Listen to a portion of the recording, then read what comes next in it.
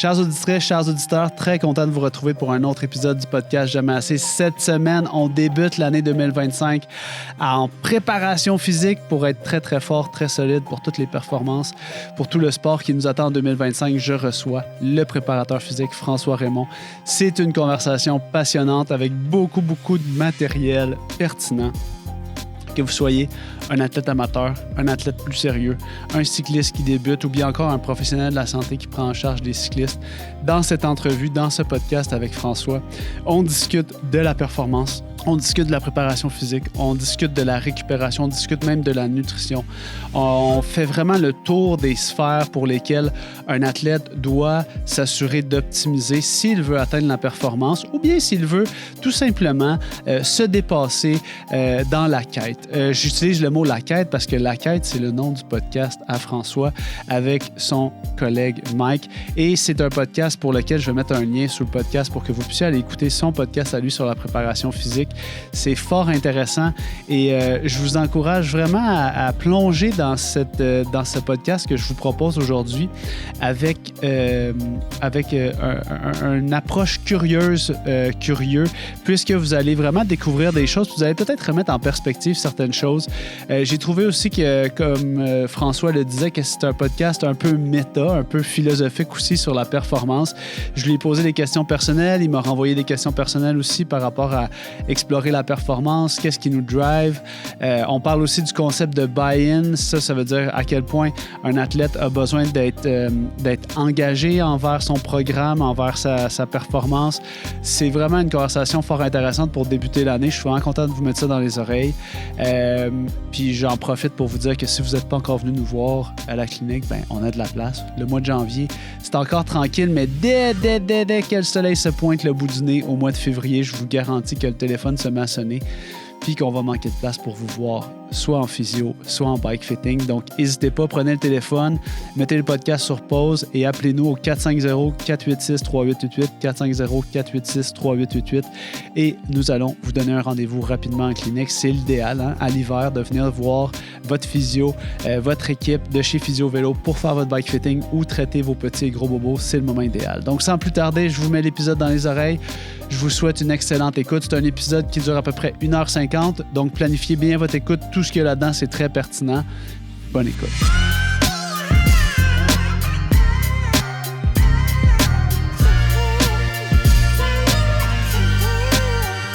François Raymond, bienvenue au podcast Jamais assez. Salut. C'est mon jumeau cosmique qui paraît. Fait que pour la petite histoire, dans le fond, moi, j'ai vraiment envie de discuter avec toi aujourd'hui de la préparation physique qui est ton dada, mais surtout de réussir à pourquoi c'est cool de faire de la préparation physique. Ouais. On dirait que il y a beaucoup de ces thèmes-là qui reviennent quand on traite des cyclistes, nous autres ici en clinique, des cyclistes amateurs, l'importance. C'est pas toujours perceptible pour eux le gain possible à travers ces affaires-là d'exercices qui sont comme tout le temps un genre de je suis vraiment obligé ou je peux juste rester sur mon bike plus longtemps. Ouais. Ben c'est malheureusement perçu comme un trade-off. T'sais, si tu fais plus de muscu, tu fais moins de vélo. Fait que souvent, il y a comme une partie de marketing à faire là, en amont. Est-ce que sur les athlètes de haut niveau, tu vois encore cette perspective-là de trade-off? Ouais, j'ai quelques cyclistes pros, puis à la fois leurs commentaires, même si le buy-in est élevé, mais la ton buy-in, quand tu parles de ça, parce que tu m'as mis ça dans le document préparatoire, c'est le commitment. Oui, c'est comme le commitment, l'adhésion au programme, la baisse des réticences internes. À quel point ils sont impliqués puis engagés. Là. Exactement. Okay. Fait que, mettons, lorsque les cyclistes pros se comparent aux autres gens de leur équipe qui font pas de muscu, le clash est immense. Là, au niveau de la santé, de la performance? Ben,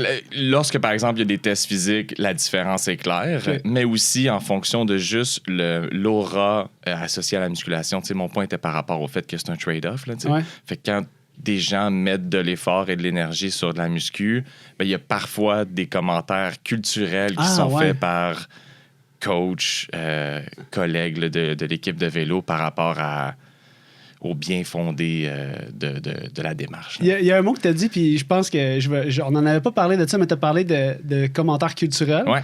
Fait que s'il y a une chose que tu peux vraiment te permettre comme tu veux, là, durant notre échange, c'est de nous mentionner quels sont les éléments culturels. Parce que je pense que ça, c'est... Tu sais, moi, j'en parle souvent quand on donne la formation, puis quand on travaille avec des patients, puis quand on essaie de se former en tant qu'équipe, d'avoir un état de la situation, de la culture du vélo, puis comment les gens perçoivent l'intervention bike fitting versus ce que nous, on essaie de faire. Puis ça a tellement un grand impact sur les décisions que les gens prennent. Fait que n'hésite pas, culture, je suis tellement content d'entendre ce mot-là. Pour moi, il y a beaucoup de choses là-dedans. Fait que, finalement, on est vraiment des jumeaux cosmiques. Ben, je voyais un alignement très grand entre tes intérêts, mes intérêts, ce que tu fais avec ton podcast, qu'on fait avec le nôtre. Je voyais vraiment une convergence. Bon, parfait. Fait que je commence avec ma question, Philo, qui est même pas dans la planif, OK? Fait que bon, François, tu as un podcast avec ton ami qui s'appelle La Quête. Exact. OK? Tu as produit beaucoup d'épisodes, tu es habitué. Puis là, moi, j'ai dit, crème, moi, là, quand je pense au nom du podcast, ils n'ont pas choisi ça pour rien. J'ai l'impression qu'ils se posent les mêmes questions que moi, les mêmes questions de fond sur Jamais assez. La Quête, cette espèce de quête, là, je trouvais que La Quête, c'était un super bon nom. Dès que avant même de te reconnaître, j'ai dit, crème, ça, c'est vraiment un bon nom de podcast. C'est drôle parce qu'on y a beaucoup pensé à quel devrait être le nom, parce qu'avant que les gens interagissent avec ton produit, entre guillemets, ça conditionne la relation avec le produit, le nom.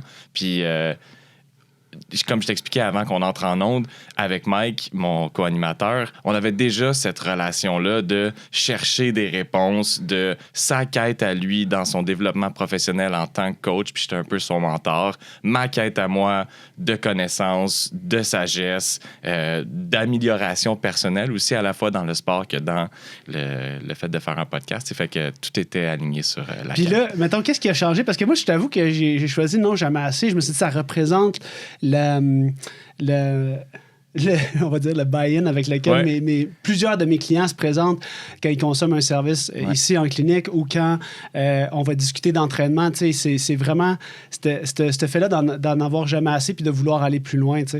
Puis je trouvais que ça représentait une émotion ou un sentiment, une perspective que les gens avaient souvent sur le sport. Puis des fois, c'est comme perçu peut-être négatif. Puis j'ai comme changé un peu... ma conjointe, elle me donne toujours des bons tips. Mais t'es comme elle dit, je pense que ton podcast, ça ne devrait pas s'appeler Jamais assez parce que t'en as assez. Je pense que ça devrait s'appeler Toujours plus. Il y a comme une différence dans la perception. Tout à fait. Fait que toi, qu'est-ce qui a changé dans ta perception du nom par rapport à ce que tu as fait sur les 25 épisodes? Là? Ça a été un commentaire méta, mais c'est que la quête... C'est ça la première question. Après ça, on va rentrer dans le vif du sujet. C'est parfait pour moi. C'est juste qu'il faut qu'on mette le contexte en place.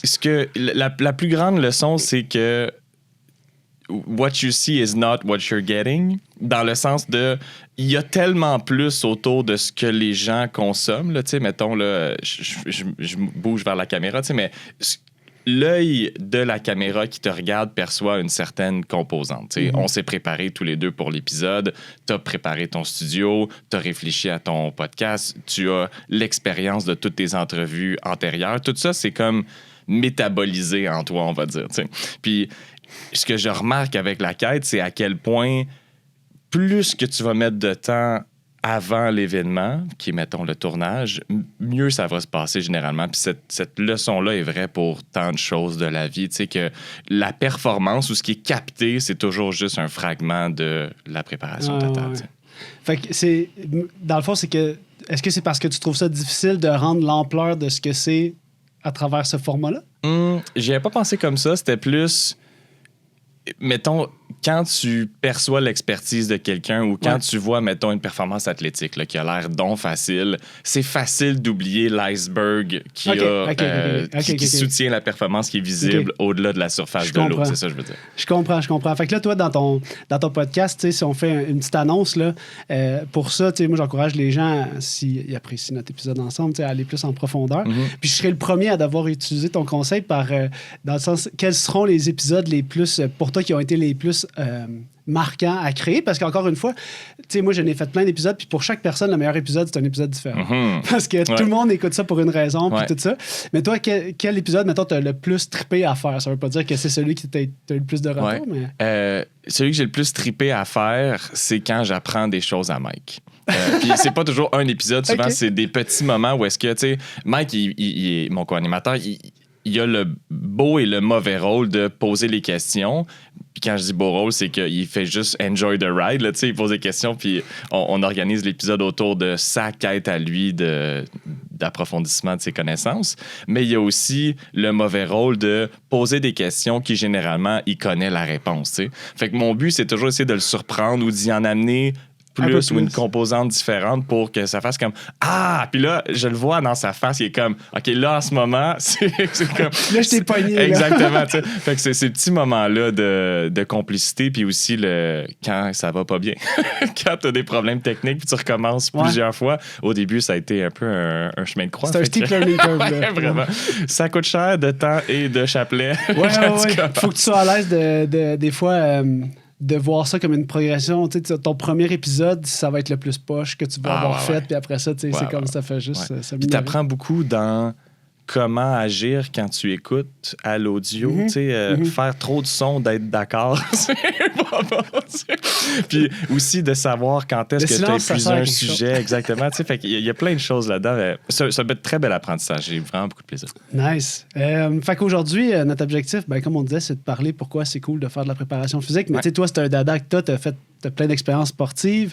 Puis je pense que quand on devient un professionnel de la santé, on a comme un take qui est tellement différent de la population générale parce qu'on a pris plein de temps à se questionner sur... justement, quand tu vois des gens qui ont atteint la performance dans l'œil du public, tu finis par comprendre, justement, l'iceberg, il est gros comment. Puis genre, c'est comme... C'est monstrueux, là. Comment que... C'est monstrueux, c'est pas impossible, tu sais. Puis les commentaires que tu m'as laissés sur le document de préparation sont aussi lentement mais sûrement, dans le sens que tout est possible. Mais tout ça pour dire que je voudrais savoir un petit peu. Moi, par exemple, quand j'ai décidé d'être physio, tu sais, je voulais, comme toi, ne pas être assis à un bureau. OK? Puis j'ai comme bad-trippé un peu en m'inscrivant en génie mécanique pour construire des vélos. Puis là, j'ai dit, my God, je peux pas faire ça. Genre, je me vois pas faire ce travail-là. Par contre, travailler avec des humains, je le filais pas mal plus en étant genre moniteur de natation. Toi, je suis curieux de savoir comment... Bon, pas être assis à un bureau, c'est une chose, là. Ouais. C'est pas tout le monde qui aime ça, mais je veux dire, des fois, c'est un... Comment on dit? Un mal nécessaire. Un mal nécessaire. Mais toi, c'était quoi ton parcours? Parce que, tu sais, rapidement, tantôt, tu m'as mentionné que tu es rentré à l'INS, l'Institut national du sport, quasiment post-maîtrise. T'as comme le poste que toutes les kids rêvent. Ouais, puis je l'ai pas eu par chance, là, mais non, t'as travaillé. Pas loin. Je veux dire, j'ai travaillé pas, oui, mais comme il y a un alignement d'astres entre les opportunités puis la préparation, exactement, il y a la chance. Fait que ouais, c'est ça, j'ai commencé tôt. Tu sais, avant d'entrer à l'INS, j'étais entraîneur personnel chez Nautilus Plus. J'aimais le contact humain, puis ça confirmait mon désir d'être actif physiquement dans mon travail et aussi de confirmer l'importance du jeu puis de bâtir des relations. T'sais. Fait que si je continuais là-dedans vers la maîtrise, je voulais que ça continue à prendre la place, l'aspect humain puis l'aspect de recherche de performance. Je n'étais pas encore à la quête, mettons, dans ma tête, mais c'était plus comme d'utiliser le sport comme levier de changement positif dans la vie des gens. Ça, c'était comme le core de mes interventions. Puis après ça, tu peux changer la vie de plusieurs manières. Tu peux soit avoir une optique de santé, une optique de performance ou aider les gens à accomplir leurs rêves sportifs. Puis ça a pris cette tangente-là un peu par personne interposée. La maîtrise que j'ai faite en kin, c'est un projet de recherche sur la prise de décision en contexte de fatigue à vélo. Fait que dans le fond, on faisait des entraînements par intervalle, puis les gens devaient répondre à des questions sur le guidon avec des petites manettes. Puis la personne avec qui j'ai fait ce projet de recherche-là était aussi anciennement en charge de la direction scientifique à l'INS et c'était en train d'ouvrir puis de changer de mandat, là, de s'ouvrir aux athlètes et aux coachs et à devenir un endroit physique, pas juste un lieu de service. Puis donc, ils cherchaient du monde, puis ils ont proposé mon nom, puis ça a commencé là, bare bones. Là. J'ai fait du bénévolat, j'ai fait du temps partiel, puis éventuellement, j'ai eu mes premiers groupes avec qui j'étais en charge. Puis la mission de rendre possible les rêves sportifs des gens, c'est juste matérialisé le long du chemin. Là, il y a une chose que tu as dit, c'est le jeu. Ouais. Puis moi, ça m'intéresse d'explorer ça avec toi parce que, tu sais, dans ce cheminement-là là, qui t'a mené à finalement te positionner avec quelque chose de très élite puis de très centré sur la performance. L'aspect jeu, à quel point tu le retrouves, puis ça veut dire quoi, en fait, pour toi? Quand tu as nommé ça au début en travaillant au Nautilus, que tu avais ce désir-là de... Ouais. Ben, tu sais, c'est plusieurs choses. C'est à la fois l'ambiance de ton travail, tu sais, d'en faire un certain jeu, tu sais, que à la fin du jour, là, on essaye de faire aller le vélo plus vite, les bateaux plus vite, courir, tu sais. Faut pas se prendre trop au sérieux? Tu sais, en partie, on sauve pas des vies, tu sais. Mais on les change potentiellement, tu sais. Fait qu'il y a quand même une pertinence, tu sais. Mais c'est pas un effet direct. Non, exact. C'est plus une corrélation, mettons. Okay. Fait que le jeu, c'était à la fois l'ambiance que ma présence allège un peu les esprits des gens, puis que interagir avec moi et moi interagir avec eux soit positif. Et aussi que ça reste un peu un puzzle, là, le corps humain, tu le sais, là, mais il y a quand même une certaine forme de game là-dedans. Là, si tu amènes certains inputs, ça va créer certains changements, puis c'est de voir... Tu fais des hypothèses. Exactement. C'est la méthode scientifique, mais appliquée au sport, puis appliquée au fait que c'est cool, on joue. Oui, parce que en fait, c'est ça, l'impact de tes décisions... T'sais, dans le sens, c'est pas, comme tu dis, on sauve pas des vies, puis on n'a pas non plus, on tue pas des gens. Ouais. Fait que, dans le sens que tu peux choisir de faire un entraînement intensité, voir si la personne récupère, puis si tu t'es trompé, ben, c'est une information de plus pour changer ta game. Exactement. OK. J'aime bien ça. Le côté préparateur physique, tes responsabilités, maintenant, t'es rendu, t'es positionné à un endroit où est-ce que le vélo, Cycling Canada, tout ça, t'es comme dans une bulle de performance qui exige quoi de toi dans cet aspect-là de scientifique, mais aussi de relations interpersonnelles, parce que je travaille en équipe. On a eu Myriam Pocket qui est venue au podcast parler de récupération. C'est une de tes collègues. Tout à fait. Fait que j'encourage les gens à écouter cet épisode-là si les gens aiment l'échange qu'on a ensemble, parce que je pense que c'est très complémentaire probablement ce qu'on va développer. Du moins, on a des influences similaires, Myriam et moi, par notre travail, mais aussi notre parcours et aussi de la manière qu'on interagit en équipe de soutien intégré. Puis ça, je pense que vous l'avez couvert, là, mais rapidement, c'est l'intégration de plusieurs champs d'expertise autour de l'athlète et du coach. Puis à quel point, mettons, dans votre mandat, quand vous travaillez en équipe, vous êtes justement dans cette... Tu sais, il y a comme une balance qui est propre à chaque individu, chaque athlète, entre la quantité de... J'ai beaucoup parlé de ça avec Myriam, puis je suis curieux d'avoir ton input sur la quantité d'informations qu'on lui donne, la quantité d'informations qu'il veut recevoir, la quantité d'informations que je suis capable de collecter, puis à quel point ils sont utilisés ou non, tu sais, dans des dashboards, dans des mises en place. Est-ce que ça, c'est comment tu conjugues avec ça, justement, dans la relation? Je pense que ce qui ressort beaucoup dans les notes de préparation, c'était un peu puis là, je le découvre à travers notre échange, le côté très relationnel, humain. Là.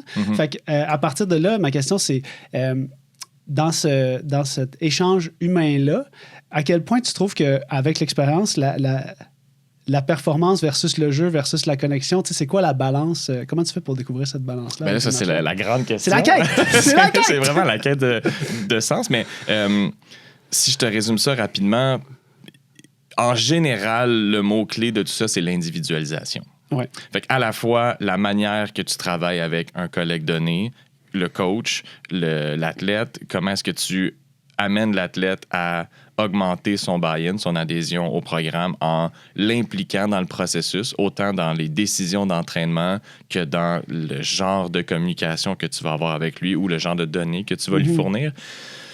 Il n'y a pas de réponse ultime, là, malheureusement, mais il y a évidemment une individualisation et une fondation humaine qui va dicter tes interventions. Tu sais, le gros de ce que je pense qu'il y a eu comme progression dans ma pratique professionnelle, c'est l'importance relativement faible de tes connaissances scientifiques par rapport à tout le reste de l'aspect relationnel, tu sais, de comment les gens sentent quand ils interagissent avec toi, qu'est-ce que tu amènes comme énergie, c'est comment quand t'es pas là versus quand t'es là.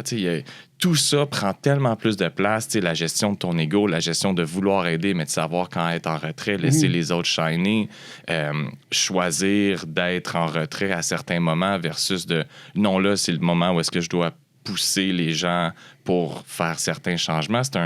Tout ça, c'est dicté par à la fois ta personnalité, mais aussi le fit, l'adéquation entre les gens avec qui tu travailles. Mais ça reste, à la fin du jour, une grande aventure humaine. Puis c'était un peu ça la réflexion que j'avais quand je parlais de mon expérience aux Jeux olympiques récentes. C'est une grande aventure humaine, puis ça donne qu'on fait du sport en parallèle. Mais avant tout, c'est une gang de monde qui essaye de pousser dans la même direction avec tout ce que ça implique de différence et d'individualité dans le processus. C'est beau.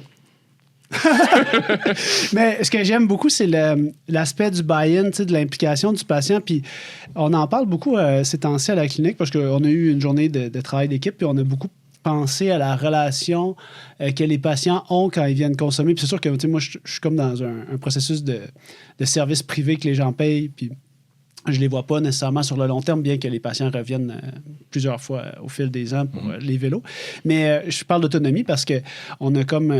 on a réfléchi sur la proportion puis l'impact que ça avait quand les gens choisissaient de venir chercher un guide ou des recommandations pour favoriser, mettons, leur autonomie puis qui sont déjà impliqués versus il y a beaucoup de ça dans la culture du bike fitting. Le fait que ce soit une modalité passive qui va résoudre tes douleurs. Je vais baisser ta selle puis du jour au lendemain, là, peu importe le volume d'entraînement que tu fais puis toutes tes autres habitudes de vie, genre, ça va tout régler tes problèmes. Ouais. Fait que dans ce contexte-là de relations humaines, l'autonomie, quand on parle des athlètes de haut niveau, puis le buy-in, est-ce que ça arrive, probablement des moments, mais des situations dans lesquelles le buy-in n'est pas élevé? Dans ma tête, c'est comme une condition sine qua non pour que ça se fonctionne. Non, pas partout. J'ai des exemples récents dans ma pratique professionnelle où j'ai fait face à du buy-in extrêmement bas pour la première fois de ma carrière. C'est-tu juste par rapport à de la préparation physique quand tu parles de ça? Non, c'est beaucoup plus par rapport à comme... la perception qu'ont les athlètes du programme en général. OK, de comme comment... si alors... mettons, il n'y avait pas beaucoup de choses à aller chercher dans ça. Genre, ou que ça leur convenait pas, ou que c'était pas aligné à leurs besoins ou à leur profil physiologique, peu importe. Toi, ça te craint, là, dans ce temps-là, ou t'es comme shit, qu'est-ce qu'on a fait de pas bon? non, ça dépend si c'est bien fondé ou pas. C'est un petit peu subjectif, là. mais tu sais, c'est parce que mettons que je me mets à leur place, il y a toujours une gestion de comme petit PDG de ta propre entreprise. Tu es un athlète de haut niveau, c'est ta performance qui compte, que tu sois dans un sport individuel ou un sport d'équipe, tu n'es en charge que de toi-même. Fait que si tu n'as pas l'impression de performer comme tu le souhaites, il y a plusieurs choses que tu peux faire. Tu peux travailler plus fort, tu peux être plus intelligent dans ton approche, tu peux aller chercher tes services autour de toi, tu peux essayer de mettre toutes les chances de ton côté en jouant sur, mettons, la base de la pyramide, le sommeil, nutrition, préparation physique et tout. Ou tu peux aller chercher une solution qui est à l'extérieur de toi puis voir comme, est-ce que c'est une autre approche de coaching? Est-ce que c'est une philosophie d'application de la surcharge qui est différente? Tu as plusieurs leviers, puis à tort ou à raison, certaines personnes font le choix de mettre l'emphase sur ce qui ne contrôle pas versus ce qui contrôle. Puis bref, ça amène parfois des dichotomies dans le programme. C'est pas du tout rose en permanence, le sport de haut niveau. On dirait que je suis surpris, puis on dirait que ça m'attriste de savoir qu'il y a des gens qui peuvent prendre la décision de, genre, mettons, de pas faire équipe puis de pas profiter du soutien, mettons, tu sais, parce que psychologiquement, je veux dire, on est des mammifères sociaux, là, fait que comme on a comme besoin d'être ensemble pour que, en général, notre cerveau, tu sais, fonctionne à son meilleur, là, pour la plupart. Fait que, tu sais, c'est triste quand même, non, de voir des gens qui vont, tu sais, se replier sur... T'sais, parce qu'il y a ça aussi, là, c'est genre, tu sais, quand t'es en équipe, tu gagnes en équipe, ou peu importe si tu laisses la personne vivre sa performance. Pis, mais après ça, c'est que quand la défaite, tu la vis, si t'es seul, c'est lourd, là. Exact. Puis, je pense que c'est tout ta faute. Tu sais, c'est vraiment pas facile. Moi, j'aimerais mieux pouvoir te blâmer si je faisais. Tu peux. C'est toujours dans la palette de tes choix, tu sais. Mais pour revenir à ton point, j'ai trouvé ça extrêmement confrontant. T'sais, c'était nouveau pour moi de pas sentir que l'équipe au complet était alignée. T'sais, les coachs, l'IST, Integrated Support Team, je vais souvent dire cet acronyme-là. Là, c'est l'équipe autour de l'équipe, on va dire. Puis les athlètes, de ne pas sentir cette cohésion-là, puis cet alignement-là, moi, j'ai trouvé ça très difficile d'un point de vue à la fois social, relationnel. Tu te demandes sûrement comment tu vas réussir à accomplir ton travail. Totalement. Dans un sens, parce que c'est comme la base, c'est pouvoir fonctionner. Mais je veux pas non plus mettre l'emphase sur le fait que parfois ça va bien, parce qu'en règle générale, ça va plutôt bien. Ça va mal, excuse-moi, je suis peut-être un lapsus, là, mais en général, ça se passe plutôt bien, puis il y a juste une gamme d'individus puis de personnalités qui est toujours impliquée dans le processus, puis c'est cette variation-là naturelle qui rend ça vivant, dynamique et enrichissant. Puis là, dans le fond, je veux pas prendre... J'adore cette discussion, mais je veux que les gens aient plein de ressources dans notre échange. Fait que je voudrais qu'on aille dans le cœur du sujet pour amener de la pertinence par rapport à la préparation, parce que, tu sais, pour savoir qu'est-ce que je peux en tirer. Convainc-moi, tu sais, que j'ai besoin... Les gens ont besoin de savoir... Puis il y a des choses que tu as écrites qui m'ont vraiment... j'ai trouvé tu as parlé à un moment donné que, mettons, ta préparation physique peut t'aider à soutenir une bonne technique. Ouais. Puis ça, les gens m'en parlent beaucoup dans la clinique. Je vais te parler un peu de mes clients. Ils veulent avoir une bonne technique de pédalage. Puis, des fois, c'est juste de pratiquer d'autres cadences, de pratiquer d'autres puissances. Mais je trouvais que le fait que tu apportes ce point-là d'avoir de la préparation physique pour soutenir une bonne technique, j'aimerais ça qu'on développe un peu là-dessus parce que je pense que ça peut être un élément déclencheur pour des gens de dire « OK, oui, c'est vrai, je vais me consacrer un petit peu plus de temps à préparer mon corps à faire une tâche. » Oui. Il y a plusieurs piliers à la musculation et à ce que ça amène comme pertinence. Il y a le pilier de la performance. Tu vas généralement augmenter tes plafonds. Fait que ta puissance maximale va augmenter, ta force maximale va augmenter, ton endurance va augmenter. Tu vas lever le plafond. Après ça, il y a le pilier de l'exécution, on va dire, de la technique et qui est souvent régi par la fatigabilité, on va dire, ou du moins ton contrôle moteur en général. T'sais. Fait que, mettons, dans le cas du vélo, mettons, contrôler un genou qui rentre vers l'intérieur quand tu pédales. Ou genre, quand tu essaies de passer du temps en position aéro, ben là, tu vas progressivement te redresser parce que là, tu fatigues. Ouais. Puis il y a l'aspect de la santé en général. Prévention des blessures, pouvoir bénéficier de l'activité physique au quotidien sans les freins qui viennent de la douleur ou je vais dire, des blessures, là, parce que c'est pas toujours preventable en anglais. On peut pas toujours les prévenir. Je vais changer ma phrase. On peut pas toujours prévenir les blessures, mais on peut généralement réduire les facteurs de risque. Ouais.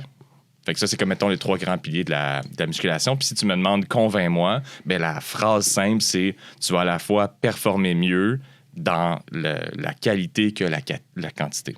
Excuse-moi, la qualité et le subjectif. Tu vois, tes chiffres vont être meilleurs, mais tu vas te sentir mieux aussi. Tu vas te sentir mieux, oui. Puis est-ce que ça, c'est suffisant? Parce que tu as travaillé aussi au Nautilus. Oui. Est-ce que ce discours-là est suffisant pour augmenter le buy-in?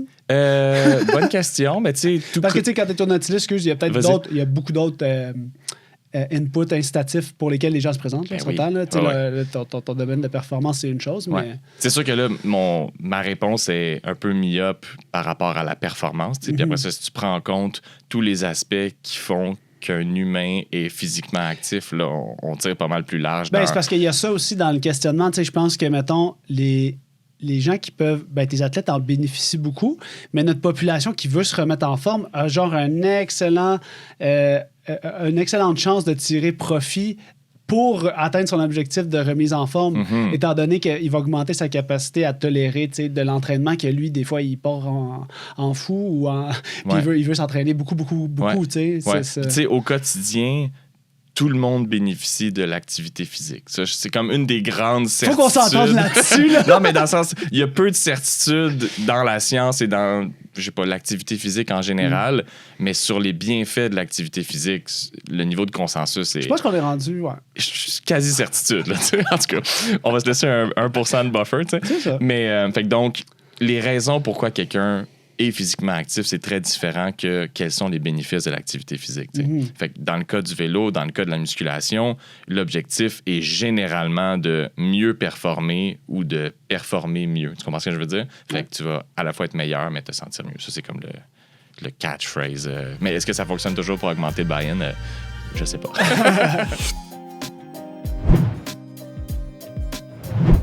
Chers auditrices, chers auditeurs, je prends 30 secondes de votre temps pour vous dire que si vous avez besoin de traiter vos petits et gros bobos, si vous voulez optimiser votre performance, ça passe par la santé. Vous avez besoin de régler les douleurs que vous avez musculo-squelettiques. Venez voir l'équipe Physio-Vélo en clinique. Appelez-nous 450-486-3888. Prenez rendez-vous en ligne directement en lien sous le podcast. Vous pouvez prendre rendez-vous en clinique, que ce soit pour votre bike fit ou votre physiothérapie. Commencez l'année du bon pied. Prenez en charge les petites choses qui traînent pour vous assurer d'être confortable et performant en 2025.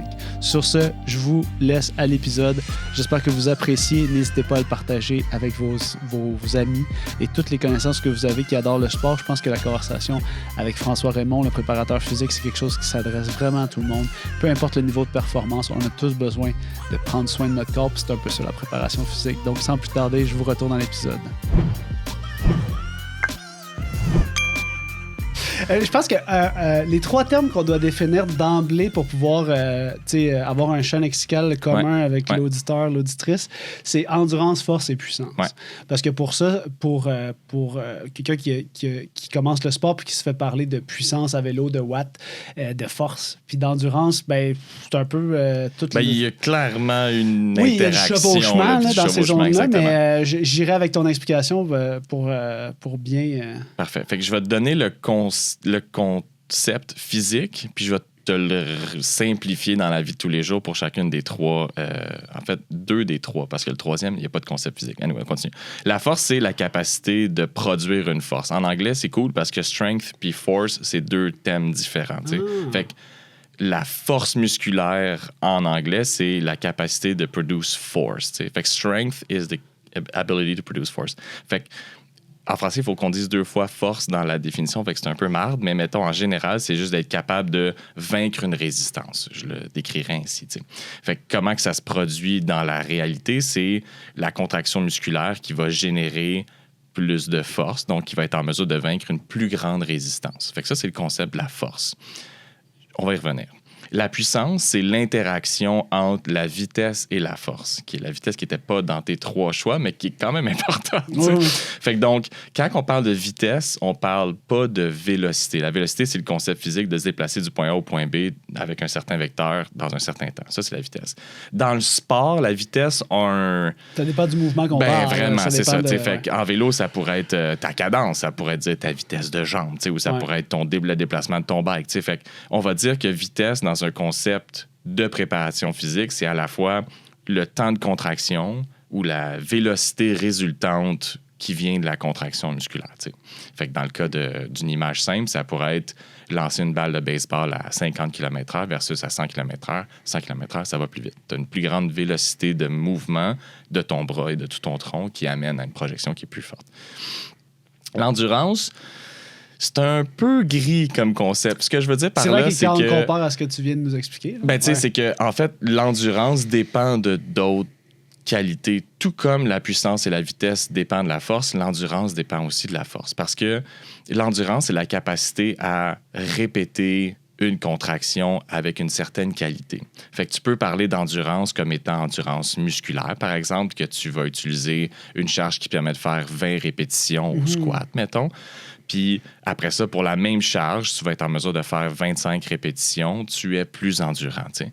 Mais c'est un peu fallacieux parce que si tu es capable de faire 25 répétitions à une charge que tu étais seulement capable d'en faire 20 jadis, c'est probablement parce que tu as augmenté ta force et non pas ton endurance.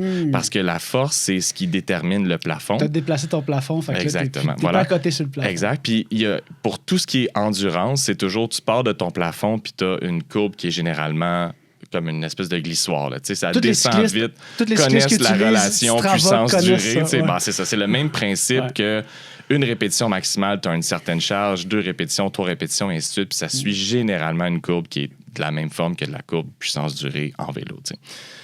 Fait que ça rend ça un petit peu gris. Fait que généralement, on va parler d'endurance en vélo comme étant se fatiguer moins. À la fois la perception subjective que ne pas avoir une trop grande dérive négative de ton wattage en fonction de la durée qui augmente. T'sais. Puis ça, c'est conditionné par plusieurs choses, à la fois l'interaction de ton système musculaire, mais aussi de ton système physiologique. Tout ce qui est gestion de l'aérobie, là, VO2 max et tout, tu peux rentrer une composante nutritionnelle, alors que tes réserves de glycogène s'amenuisent. Généralement, tu vas baisser ta puissance malgré toi. Après ça, si tu fais rentrer des glucides exogènes, tu vas généralement préserver cette endurance-là. Fait que gérer la fatigabilité, ça a vraiment plusieurs composantes, mais la musculation peut aider dans cette direction-là, à la fois en augmentant les plafonds, comme je te parlais, mais aussi en jouant sur la courbe de fatigue à la longue. Les athlètes avec qui tu travailles, à quel point ils ont besoin de... Parce que tu as comme différentes perceptions. Est-ce qu'en général, tu rencontres des athlètes qui ont une perspective très scientifique, qui veulent justement comprendre les concepts pour lesquels ils s'entraînent? La majorité, non. Non? La majorité veulent juste se faire dire quoi faire. Okay. Il y a des gens qui sont, soit de par leur background d'études, un petit peu plus curieux. S'il y a des gens qui sont ingénieurs ou des gens qui sont... qui étudient en kin, mettons, eux sont généralement un petit peu plus intéressés. Mais la plupart des gens, c'est comme... donne-moi le plan. Ouais. Ma job, c'est de suivre le plan. Puis l'autre chose, je me demande aussi, c'est une des phrases que tu as mis dans le document de préparation, c'est le fait qu'on s'améliore en général dans les zones dans lesquelles on s'entraîne. Oui. on peut garder ça aussi simple que ça. Oui, mais c'est pas toujours vrai non plus. Puis on peut creuser ça. On peut y aller, tu veux, allons-y. Mais la raison pour laquelle j'écrivais ça dans le document, c'est que la question qui a généré ce commentaire-là, c'est comment on fait pour augmenter notre VO2 max. Ben oui, puis, la question que tout le monde veut répondre. Exact. Puis j'avais dit, en général, s'entraîner à intensité de VO2 max, c'est ce qui va driver ton VO2 max à la hausse, du moins à court terme. Ouais. Puis après ça, si tu veux augmenter ton VO2 max à long terme, il y a une interaction entre la haute intensité et la basse intensité. Et même que tu peux augmenter ton VO2 max sans utiliser de haute intensité, juste en augmentant ton volume de basse intensité. T'sais. Puis après ça, ça commence à être encore plus nuancé si tu vas encore plus loin sur si tu veux pas augmenter ton VO2 max, mais tu veux bouger tes seuils lactiques ou tes seuils ventilatoires, qui sont des marqueurs physiologiques qui déterminent un peu tes capacités d'endurance, là, c'est encore plus gris. Mais il n'y a pas beaucoup de... On va se le dire, il n'y a pas beaucoup de cyclistes amateurs qui se rendent dans cette zone-là d'optimisation. Exact. Parce que les bases sont pas toujours c'est aussi l'accès au testing puis aux données puis tout. Ça, c'est d'ailleurs quelque chose que tu as mentionné, parce que moi, une des dernières questions, on peut parler un peu de ça, par rapport aux innovations technologiques, parce que tout est dans tout, parce que à la fin du questionnaire, j'ai dit, les innovations technologiques dans la préparation physique ou dans le domaine dans lequel tu travailles, à quel point ça a changé votre travail, tu sais. Puis la première chose que tu as écrit, c'est maintenant, je peux mieux mesurer. Ouais. Pendant, tout. Ouais. Mais il y a des choses qui ne changent pas. Il y a des choses qui ne changent pas. Puis ça va être la fin de ma réponse. Ouais. Mais dans les choses qui changent, c'est évidemment qu'en vélo, on a un privilège dans l'accessibilité des données. Tu sais, les gens, non seulement sont généralement motivés à vélo, mais ils ont aussi un penchant techno, oui. On pourrait aussi faire le parallèle avec la natation parce que je trouve que ça, c'est l'autre endroit où c'est plus... c'est un peu plus... en tout cas, dans ma compréhension, c'est plus l'autre extrémité du spectre c'est ça, dans l'accès aux données.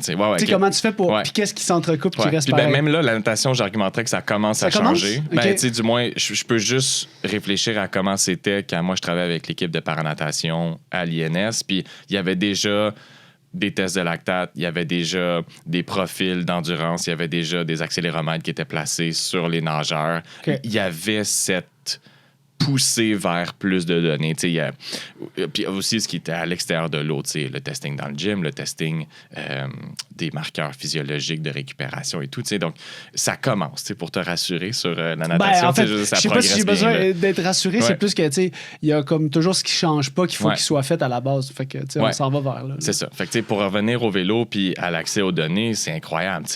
Fréquence cardiaque, parfois, il y a même un capteur thermique. Tu as évidemment ton capteur de puissance sur ton pédalier ou ta pédale ou peu importe. Puis après ça, il y a l'intégration de tout ça dans des plateformes de communication, des plateformes de suivi, l'appréciation de ton profil physiologique. Donc, si je compare, mettons, avec d'autres de mes sports, le canoë-kayak, où est-ce qu'on est encore victime des conditions environnementales, on peut mettre un accéléromètre ou un capteur inertiel sur le bateau. On a des montres GPS, fine, mais c'est encore un peu difficile d'apprécier à quel point tu mets de la force sur la rame, parce qu'il y a des enjeux technologiques de captation. Tu es sur l'eau, ça rend ça un petit peu plus compliqué. Fait que si je pouvais prendre toutes les capacités de testing en vélo puis les mettre en canoë-kayak, je serais bien content. Fait que donc, il y a une accessibilité à la donnée qui est immense, mais où je voulais m'en aller avec cette réponse-là, c'est une fois que tu as accès à toutes ces données-là, qu'est-ce que tu en fais? Puis ça, c'est la grande question. C'est à la fois qu'est-ce que tu en fais comme professionnel de la performance, comment tu les partages aux membres de ton équipe que c'est pas leur champ d'expertise, ces données-là, comment tu les exprimes. Et ensuite, le plus dur, c'est comment que tu pars de ta donnée ou de ton test pour transposer ça en plan d'entraînement pour en faire un changement significatif qui va aider la performance. Parce que tu peux tu peux augmenter des paramètres, mais peut-être que ces paramètres-là n'influencent pas positivement la performance. Exactement. C'est stressant. Pas tant que avoir ça. Autant de données. Non, mais tu sais, avoir autant de données, moi, je le vis encore une fois de la perspective de l'amateur qui n'a pas d'équipe pour analyser. Ça, c'est le plus dur. Puis, tu sais, un mot là-dessus, c'est peut-être un éditorial de ma part, mais je trouve qu'on a une trop grande dépendance je veux dire là, pour pas mettre de blâme sur personne, mais je veux dire, mettons, je suis un sportif d'amateur, mettons que j'ai pas de background scientifique en entraînement ou en physiologie, je peux facilement être surchargé de données très rapidement.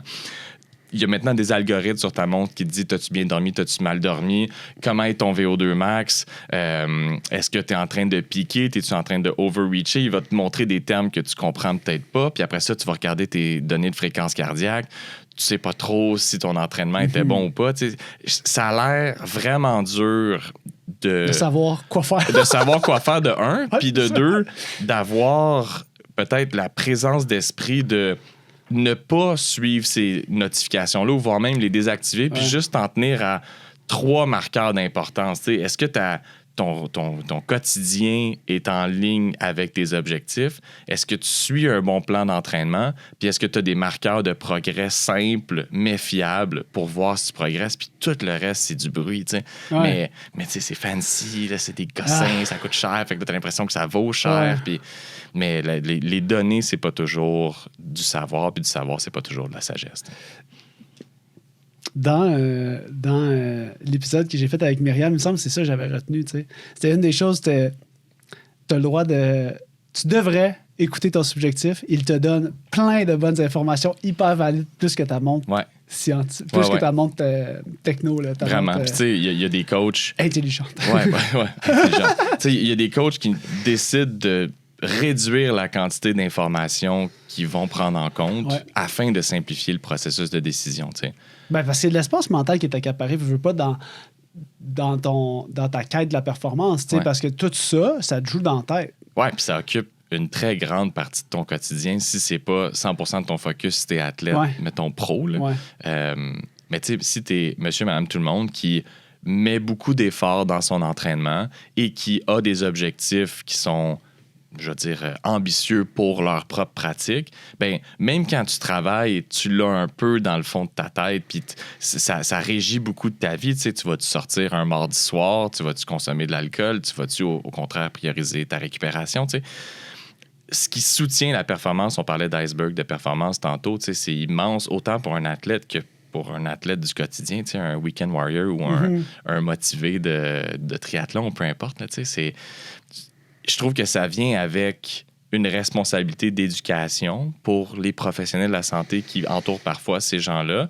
Et si les gens sont non accompagnés, bien, je les incite à se fier à une très faible quantité de données puis de s'assurer que ces données-là sont validées. T'sais, je sais que c'est dur, mais il y a des manières d'aller chercher l'information via des podcasts comme le nôtre ou sur Internet. Il y a plein de gens sur YouTube, dans des blogs, qui font du travail de défrichage. Il faut juste donner un petit peu la responsabilité de filtrer les informations qui arrivent jusqu'à nous puis de savoir le niveau de confiance qu'on devrait avoir dans chacune des données parce qu'elles ne sont pas égales. Je te fais un petit topo perso, après ça, je te renvoie la question pour qu'on fasse une petite analogie avec des expériences vécues. Moi, j'ai fait de la natation, je me suis tanné de la natation, j'ai fait du triathlon. Ouais. Puis, la natation, dans ce temps-là, je pense qu'on prenait genre la fréquence cardiaque. Là, c'était avant les années 2000, fait que il n'y avait pas grand-chose. Ouais. C'était la seule chose qu'on avait, puis genre, la personne te disait 160, t'es comme, OK. Sure, c'est bon. Qu'est-ce que je fais avec ça? T'sais? Genre 12 ans, ça sert, je sais pas. Mais il y avait toujours beaucoup de subjectifs. Moi, ce que j'ai adoré de la natation, puis là, c'est pas juste là-dessus, mais c'est que c'est un sport de ressenti. Il n'y a rien d'autre que genre, comment tu sens l'eau sous ta main? Tu sais, je veux dire, c'est quand même, tu passes tous les soirs à nager puis à te demander si ta main est bien placée pour tirer sur l'eau. Ouais. C'est comme un bon... moi, en tout cas, j'ai trouvé ça. J'adore encore ça, nager, parce que c'est comme de la pleine conscience. Bref, long détour pour dire qu'en triathlon, c'était les montres Garmin, ça commençait. Fait que là, tu pouvais mesurer des affaires, mais c'était un peu fastidieux, puis t'étais pas trop sûr. Puis de toute façon, ce que tu voulais, c'était juste ta vitesse. Puis au final, là, les technologies ont comme vraiment évolué jusqu'à temps qu'on fasse un peu de la compétition avec des watts puis tout. Puis là, il y a comme, moi, personnellement, il y a un moment où tu es comme, more is better. Fait que là, j'ai besoin de plus d'infos. Puis tout ça, ça va m'amener, je sais pas où. J'y réfléchis pas trop, mais je suis pas mal sûr que plus, c'est mieux. Fait que là, au final, tu sais, moi, j'ai eu des longues périodes où, après avoir arrêté la compétition, tu sais, j'ai comme pas mis de capteur. Je me suis dit, là, tu sais, c'est moi le problème. Il faut que je retrouve le plaisir. Tu sais, comme ça n'a pas de sens que je sois tombé dans... comme si j'ai pas ma stat, ça marche pas. Puis, je veux dire, je pense que tout le monde fait ça, ce processus-là, à une étape ou une autre. Moi, je l'ai fait avant l'arrivée de Strava, des réseaux sociaux, puis tout ça. Mais il y a une espèce de fatigue à tout le temps. Et tu te dis, crime, je m'en fous là, que la montre a dit que je suis pas en forme aujourd'hui. J'ai le goût d'aller rouler, puis ça va me faire du bien. C'est ça que j'ai besoin. Ouais. Puis aujourd'hui, ben, je suis vraiment. En fait, je suis comme en paix avec le fait de pas mesurer grand-chose. Puis des fois, je dis, là, j'ai envie de courir de quoi. Fait que là, je vais commencer à utiliser ma montre juste pour voir si j'ai de l'air de loader mon affaire pas pire, puis j'écouterai pas tout le temps. Puis, tu sais, moi, ma question, c'est, là, j'ai partagé mon expérience personnelle, mais toi, comment tu fais pour avoir du plaisir? Parce que oui, tu fais des weekend warriors, tu cours, tu fais des choses, tu as même fait des jeux Ironman. Fait que c'est quoi, toi, avec ton tech de scientifique, qui est capable de probablement assimiler tout ça? Est-ce que tu fais toujours le choix de l'utiliser ou je l'utilise, mais avec une très grande parcimonie puis un niveau de détachement très avancé. Là. Genre, la plupart des données, je m'en sac complètement. J'utilise Strava principalement pour l'aspect social, immortaliser certains moments. Mettons, hier, j'ai fait une ride de gravel avec un ami. On a essayé de défricher des chemins pas vraiment connus. On a fait genre 30 km en 5 heures. Le chemin n'a pas trop de bon Non, même sens. pas. C'est juste comme un gros carré, mais genre, si tu regardes les données de puissance moyenne, vitesse moyenne, puis heart rate, j'avais l'air d'être au repos. Là, mais c'est parce qu'on passait par-dessus des arbres avec notre... Bon. Fait que ça, pour moi, c'est ce que j'aime du sport. L'aspect social, l'aspect performance. Il y a des fois où est-ce que je vais être en mode vraiment performatif. Je voulais faire, je sais pas, un 5 km le plus vite que je pouvais cet été, puis j'ai fait un gros blog sur la track. Mes entraînements étaient scriptés, puis je m'auto-accompagnais là-dedans. Ouais, t'avais le goût de pousser un peu là-dedans. Mais même lorsque j'étais plutôt performatif, je mettais pas tellement d'emphase sur les chiffres, à part, mettons, les paces que je voulais atteindre à l'entraînement. Mais pour le reste, mettons, pour simplifier ma réponse, je dirais qu'en général, je vais regarder, mettons, la TSS d'une ride de vélo, durée, juste pour avoir une idée. Puis à la course à pied, est-ce que je suis dans la bonne zone de fréquence cardiaque que je cherche? Puis tout le reste, là, je m'en fous. Là, ouais. Puis le 5K, c'était-tu le fun? Ouais, c'est le fun. Ça fait mal, par contre. Caroline, hein? Plus c'est court, plus ça fait mal. Plus ça fait mal. Mais on enchaîne avec d'autres stratégies, disons... d'autres éléments d'éducation. Il y a une question que j'ai pour toi quand j'ai posé la question comment gérer l'entraînement hors saison pour maintenir la condition physique. Parce que là, on rentre, l'épisode va être diffusé à l'automne, hiver. Puis une des réponses que tu as mis, c'est que l'hors saison, c'est synonyme, ça peut généralement être synonyme de développement. Puis j'étais comme, moi, surtout maintenant, on le voit beaucoup plus comme ça, je pense. Peut-être avec l'arrivée des bases d'entraînement aussi, parce que les gens se regardent faire un travail. Quasiment, ils piquent l'hiver parce qu'ils s'entraînent super plus sérieusement. À l'intérieur, c'est plus facile, il y a moins de variables. Tout est contrôlé. Puis, ma question, en fait, par rapport à ça, on peut développer un petit peu sur... Prouve-nous que c'est une opportunité de développement, mais surtout, j'ai comme l'impression de... La question, c'est... Pour faire ce processus-là, bon, l'hiver, je donne un exemple. Mettons, les gens en clinique vont me rapporter qu'ils s'entraînent très, très sérieusement, avec beaucoup, beaucoup d'intensité, souvent. Ouais. Puis là, ben, une des parties de la réponse, c'était de bien quantifier puis de bien suivre la progression de la charge d'entraînement. Fait que la question est la suivante. Comment on fait pour faire ça en solo, justement? T'sais? C'est-tu encore une fois de réduire le nombre de données auxquelles on s'attarde? Je dirais oui, mais là, après ça, il y a un petit peu de travail de préparation de terrain que je dois faire pour répondre à ta question. Allons-y. C'est quand tu parles de suivi de la charge, il faut s'entendre sur qu'est-ce qu'on suit.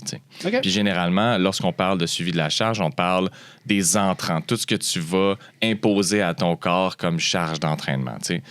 Mais le TSS, par exemple, qui est le Training Stress Score, qui est comme un élément de mesure pour dire combien de c'est la relation entre l'intensité et la durée. C'est mettons, l'interaction entre les deux. Ça te donne un certain score. Genre de somme, c'est ça. Un peu arbitraire, en tout cas, qui donne plus... Mais il y a beaucoup de programmes d'entraînement qui sont construits uniquement sur le TSS. Puis je peux comprendre pourquoi c'est pertinent. Ouais. C'est un de ceux que j'utilise juste parce que c'est simple. Puis ça invente pas de données ou d'algorithmes. C'est pas basé sur un algorithme. C'est l'interaction de deux facteurs. Puis que tu connais en ayant... Parce que je peux contrôler. Je peux contrôler le volume, je peux contrôler l'intensité. Je peux jouer avec ça. Mais donc, puis là où je m'en ai avec le suivi de la charge d'entraînement, c'est que c'est une analyse myope si on ne prend pas en compte tout le reste de la vie. Est-ce que si tu a une semaine choc, mettons, là, d'entraînement, est-ce que ça vient aussi avec une semaine choc au travail, dans la vie familiale, amicale, peu importe. Fait que, mettons qu'on évacue tout ça, puis on se dit, tu dors bien 7 jours sur 7, ton stress est constant. Zéro. Mettons que ça, c'était vrai. Un long fleuve tranquille. Exact. Puis qu'on rentre dans des composantes de périodisation puis de suivi de la charge, mais ce qu'on va généralement faire, c'est plusieurs choses. On va regarder le volume total de la semaine, en heures, en kilomètres, peu importe. On va regarder comment est distribuée l'intensité. Est-ce que tu as fait de l'intensité à chacun de tes trainings? Est-ce que la proportion d'intensité à la fois de chaque entraînement et de la semaine était favorable avec ce qu'on essaye de faire dans la semaine? Parce qu'il y a des semaines où est-ce qu'on veut pousser, où est-ce qu'on veut développer, puis il y a des semaines où est-ce qu'on veut permettre de la récupération pour que le training soit absorbé par l'athlète avant d'en réappliquer une autre couche. C'est pas toujours go, puis croissance linéaire infinie. Ouais. Puis donc, puis le dernier élément là-dedans, c'est comment est-ce que cette charge-là est absorbée par l'athlète?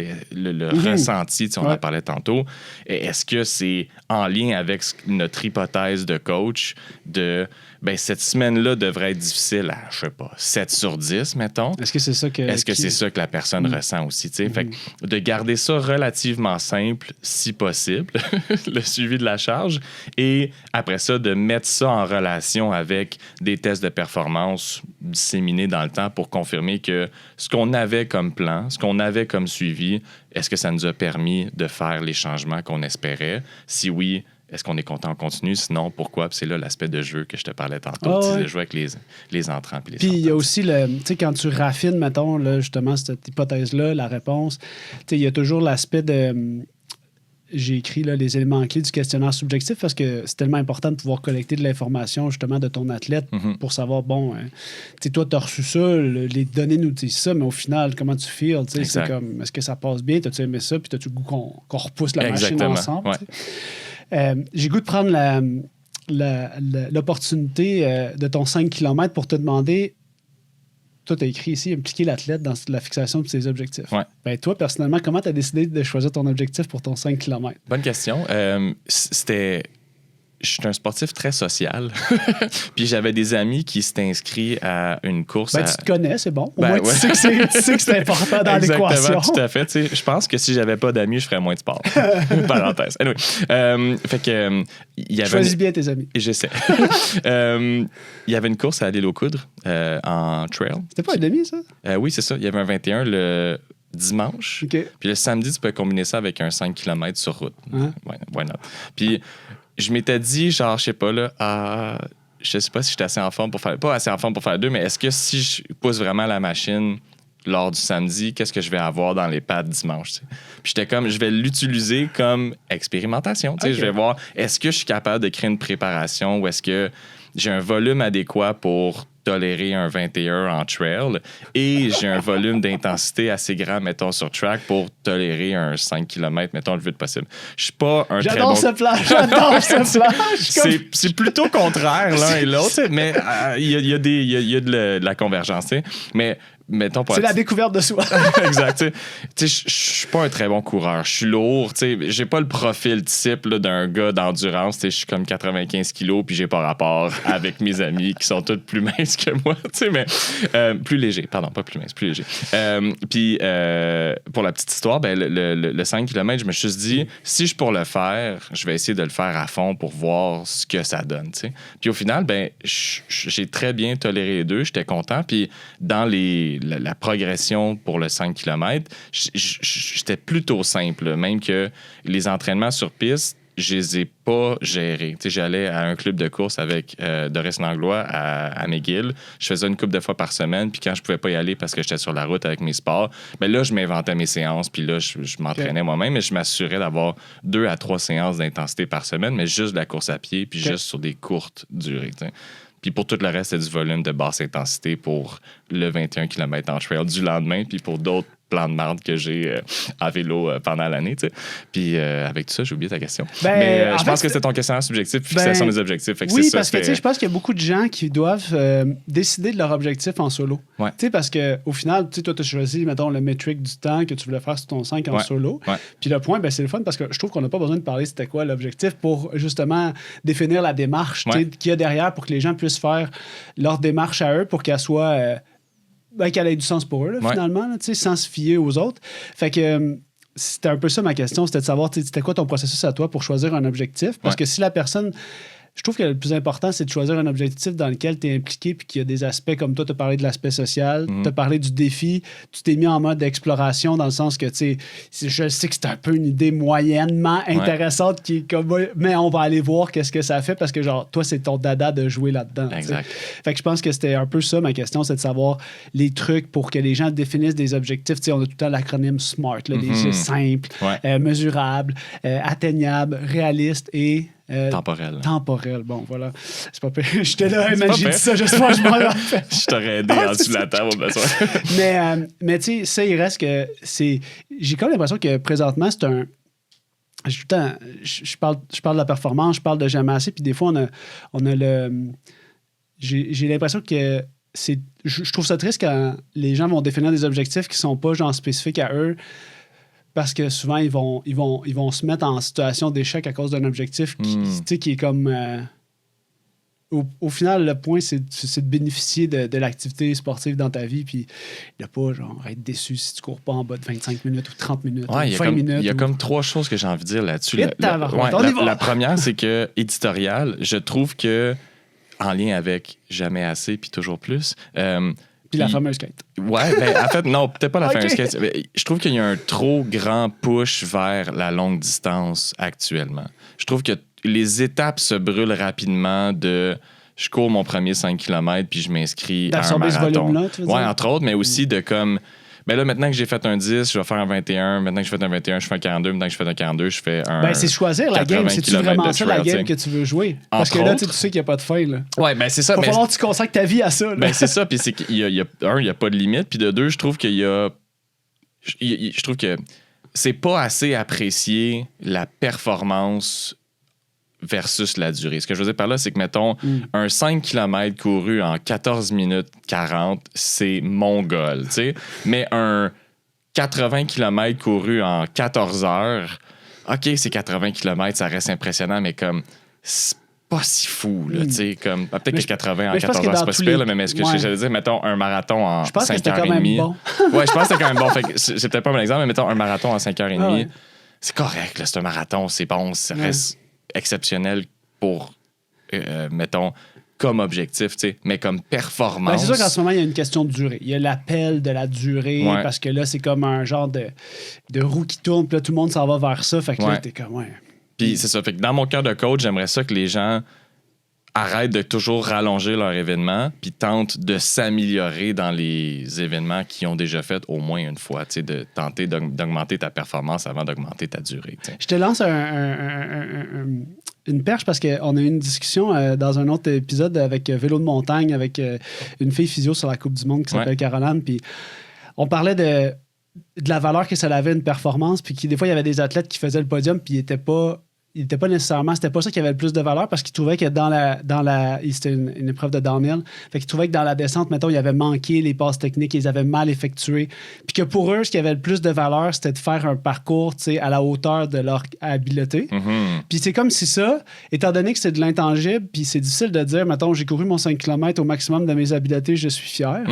C'est comme pas, ça marche pas. Vraiment, tu sais, puis ça rejoint le deuxième point que j'essaie de faire, puis c'était par rapport à l'aspect identitaire de ta performance. J'adore ça. Je trouve que on devrait idéalement, à la fois quand on se fixe des objectifs, pas juste être un échec ou une réussite, d'avoir plusieurs niveaux d'objectifs, mais aussi de laisser beaucoup plus de place au processus qui a mené à la performance que tout mettre sur le jour J si je fais pas en bas de 1h45 à mon demi-marathon. Ouais, genre, si je fais pas en bas de 1h45 au demi-marathon, j'ai échoué. Alors qu'il y a nettement plus de nuances que ça. Mais est-ce que tu penses que tu as cette réflexion-là parce que tu as déjà atteint la performance, puis genre, c'est quelque chose que tu as... Tu sais, moi, j'ai l'impression que Je vieillis, là, tu vas me dire, mais c'est plus... J'ai l'impression que je suis... Ça va encore. Ça va Tes encore. cheveux sont noirs. Ça va.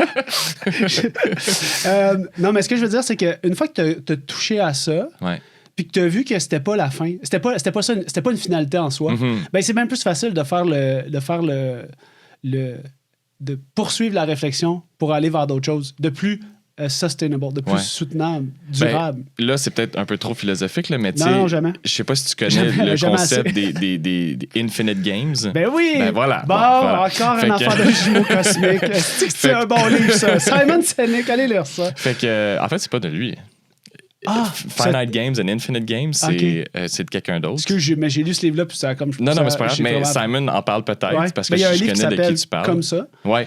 Puis c'est ce concept-là, probablement, que tu vas compléter, mais sur l'aspect business. Ah, voilà, ouais. Puis c'est super intéressant. Ouais, OK, c'est ça. Fait que ça, c'est très Simon Sinek de parler de The Arc of Business. Anyway, revenons à nos moutons. Pour moi, le sport et la performance, c'est dans la catégorie des jeux infinis. T'sais, un jeu fini, si on joue aux échecs, tu me bats, t'as gagné, game over. Mais si on parle d'échecs, ben c'est l'approfondissement de nos skills, c'est la relation qu'on va bâtir tous les deux à force de se voir pour jouer aux échecs, puis de en faire un rendez-vous hebdomadaire, par exemple, puis de chérir la relation qu'on a à la fois, qui nous permet de jouer aux échecs ensemble, mais aussi de devenir de meilleur en meilleur. Ça, c'est le concept de jeu infini. Puis, je souhaite que les gens fassent le pont du jeu fini, on va dire, de comme je réussis mon triathlon à un certain temps, sinon rien, à genre être en amour avec le processus d'amélioration personnelle, d'adéquation du sport dans ta vie, de ce que ça te permet comme levier positif pour influencer les autres facettes de ta vie. T'sais. Bien sûr, si tu es un athlète olympique, ça prend une grosse composante de ta vie, le sport, mais ça ne devrait pas être 100% de ton identité. Puis c'est souvent ça qui est travaillé avec les athlètes, c'est de développer des sous-composantes à leur identité qui ne sont pas sportives afin de garder à la fois une santé mentale préservée lorsque le sport prend le bord, parce que si c'est la totalité de ta personnalité puis ça va pas bien dans le sport, t'as rien d'autre. Et aussi, c'est un peu une bouée de sauvetage de santé mentale parce que lorsque le sport ira pas bien, ben, tu iras t'appuyer sur les autres facettes positives de ta vie que tu auras développées à l'extérieur du sport. T'sais. Fait que ça, c'est le troisième point que je voulais faire par rapport à la fixation d'objectifs, c'est que il y a tellement plus à l'activité physique puis au sport que réussir ou pas un objectif, c'est souvent quand tu te blesses ou quand tu es malade que tu remarques à quel point le sport t'en amène beaucoup. Puis maudit que c'est le fun, tu sais. Puis c'est ça. Fait que donc, je souhaite que le sport soit utilisé comme levier positif dans la vie des gens. Puis ça revient à comme la première question que je t'ai dit par rapport à mon rôle de kinésiologue, c'est d'amener ce positif-là, puis que ça prenne la facette que tu veux. T'sais, j'ai des clients, au-delà de ma pratique à l'INS, j'ai des clients en sport d'endurance dans ma pratique privée. Puis il y en a que je pense qui peuvent gagner des courses contre des milliers de personnes, puis il y en a d'autres qui veulent juste sortir de la nage, puis après ça, ils vont pouvoir avoir du fun. T'sais. Fait que ce spectre-là de performance, ben, ça me fait plaisir de le couvrir avec les gens, puis d'avoir des objectifs qui sont spécifiques à eux, puis de leur donner accès à leur plein potentiel, peu importe ce qui se donne comme ampleur de défi. Je pense que le sport, c'est un levier phénoménal pour augmenter ta confiance en toi, avoir une meilleure santé physique, meilleure santé mentale. Puis la fixation d'objectifs, c'est bon parce que c'est motivant, mais ça peut être aussi un couteau très tranchant pour soi-même, parce que ça peut venir réduire ta confiance en toi puis t'amener un sentiment d'échec, alors qu'à la base, c'était pour le plaisir, c'était pour la santé, puis c'était pour être avec du monde, peu importe tes motivations. T'sais. Est-ce que tu penses qu'il y a quelque chose dans une partie de la réponse qui se situe dans l'aspect social? Dans le sens de pouvoir justement apprécier le processus qui est un processus durable, de centrer sur le résultat de manière très personnelle versus se centrer sur... Toi, tu parles que tu aimes ça t'entraîner avec des amis. Je pense que la majorité des gens vont aimer ça s'entraîner avec quelqu'un pour que les journées que tu as moins le goût, ben, tu y ailles pareil, puis finalement, tu as le bénéfice malgré le fait que ça ne te tentait pas. Ouais. Fait que c'est quoi les composantes, tu penses, qui...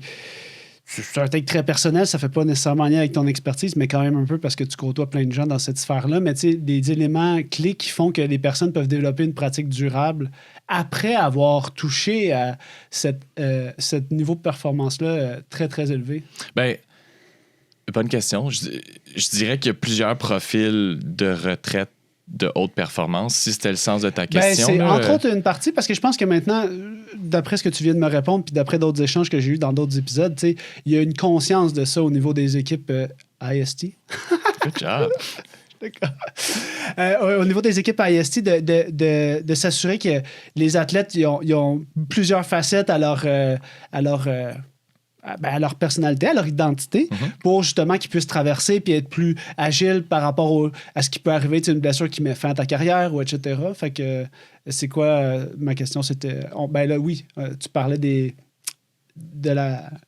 C'est moi qui t'ai coupé ou tu m'as passé la balle, mais ce que tu as dit, c'est est-ce qu'on parle des athlètes de haute performance puis justement la préparation à l'après un peu? Là? Oui. Ben, tu sais, dans la préparation à l'après, c'est un sujet qui est tout indiqué en ce moment parce qu'on vient de finir un cycle olympique et paralympique. Fait qu'il y a des gens qui, souvent, là, ils se posent la question leur qu'est-ce décision que je fais, à ce moment-là, exactement. Est-ce que je repousse encore 4 ans? Exactement. Puis vient un moment où est-ce que ça doit être anxiogène. C'est terrible. Je sais pas, toi, quand t'as arrêté la natation, je sais pas à quel point tu l'as poussé le niveau, mais je sais pas si c'est venu avec une mini-crise identitaire en finissant. Non, j'avais 15-16 ans. OK. C'était peut-être un peu trop jeune, mais si, mettons, tu t'étais donné 10 ans de plus, tu en as fait jusqu'à 24, mettons, à la fin de ton cycle universitaire, mettons.